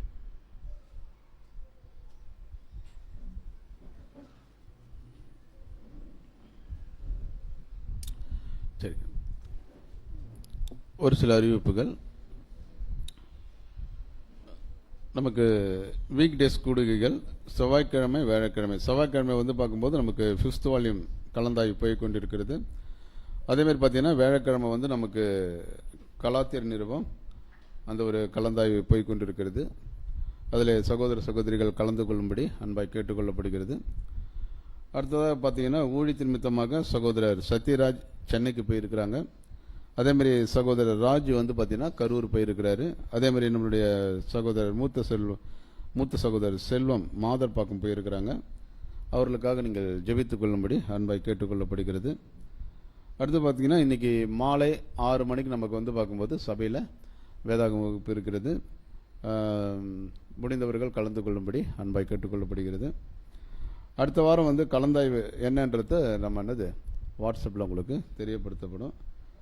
அதேமாதிரி பார்த்தீங்கன்னா நம்முடைய சகோதரர் குமாரரத்னம் அவருடைய மூத்த மகளுடைய திருமணம் வந்து பார்த்திங்கன்னா வருகிற புதன்கிழமை 12/2/2025 மாலை வந்து பார்க்கும்போது நெல்லித்தோப்பில் இருக்கிற ஒரு ஹாலில் என்ன பண்ணியிருக்கிறாங்கன்னா ரிசப்ஷன் வச்சுருக்கிறாங்க. நீங்கள் வந்து இடம் வந்து பார்த்திங்கன்னா நெல்லித்தோப்பில் தான் அந்த கிராண்ட் சபையர் அப்படின்ற ஒரு இடத்துல தான் என்னது வச்சுருக்கிறாங்க. நீங்கள் போகக்கூடியவர்கள் என்னது அட்ரஸ் கேட்டுங்க. டேட் வந்து பார்த்திங்கன்னா புதன்கிழமை, வருகிற புதன்கிழமை 12ஆம் தேதி அப்படின்றத நம்ம பார்க்குறோம். அதேமாதிரி பார்த்திங்கன்னா நெல்லிக்குப்பம் போன வாரம் வந்து பார்த்திங்கன்னா நம்ம நெல்லிக்குப்பம் அறுவடை ஊழியம் செய்யணும்னு சொல்லியிருந்தோம். நெல்லிக்குப்பத்துக்கு போய் நம்ம என்ன பண்ணியிருந்தோம்னா இடம் பார்த்துன்னு இருக்கிறோம். இன்னும் என்னது செட் ஆகலை. அதற்காக நீங்கள் என்னது ஜெபித்துக் கொள்ளும்படி அன்பாய் கேட்டுக்கொள்ளப்படுகிறது. அதே மாதிரி பார்த்தீங்கன்னா உடல் நலம் சரியில்லாதவர்களே நீங்கள் என்னது அவர்களுக்காக நீங்கள் ஜெபிக்கும்படி அன்பாய் கேட்டுக்கொள்ளப்படுகிறது. அறிவிப்பு அவ்வளோதான். அடுத்து வந்து பார்க்கும்போது இப்போ பிரேக் டைம் மணி இப்போ வந்து பார்த்தீங்கன்னா 11:15 ஆகுது. அதனால் நீங்கள் 11:30 மணிக்கெல்லாம் என்ன பண்ணிவிடுங்க, வந்துட்டிங்கன்னா நம்ம ஒரு 12:30க்குள்ளே என்ன பண்ணிடலாம், முடித்திடலாம். அறிவிப்பு அவ்வளோதான். போயிட்டு ஒரு 1/4 மணி நேரத்தில் என்ன பண்ணுறங்க வந்துடுங்க.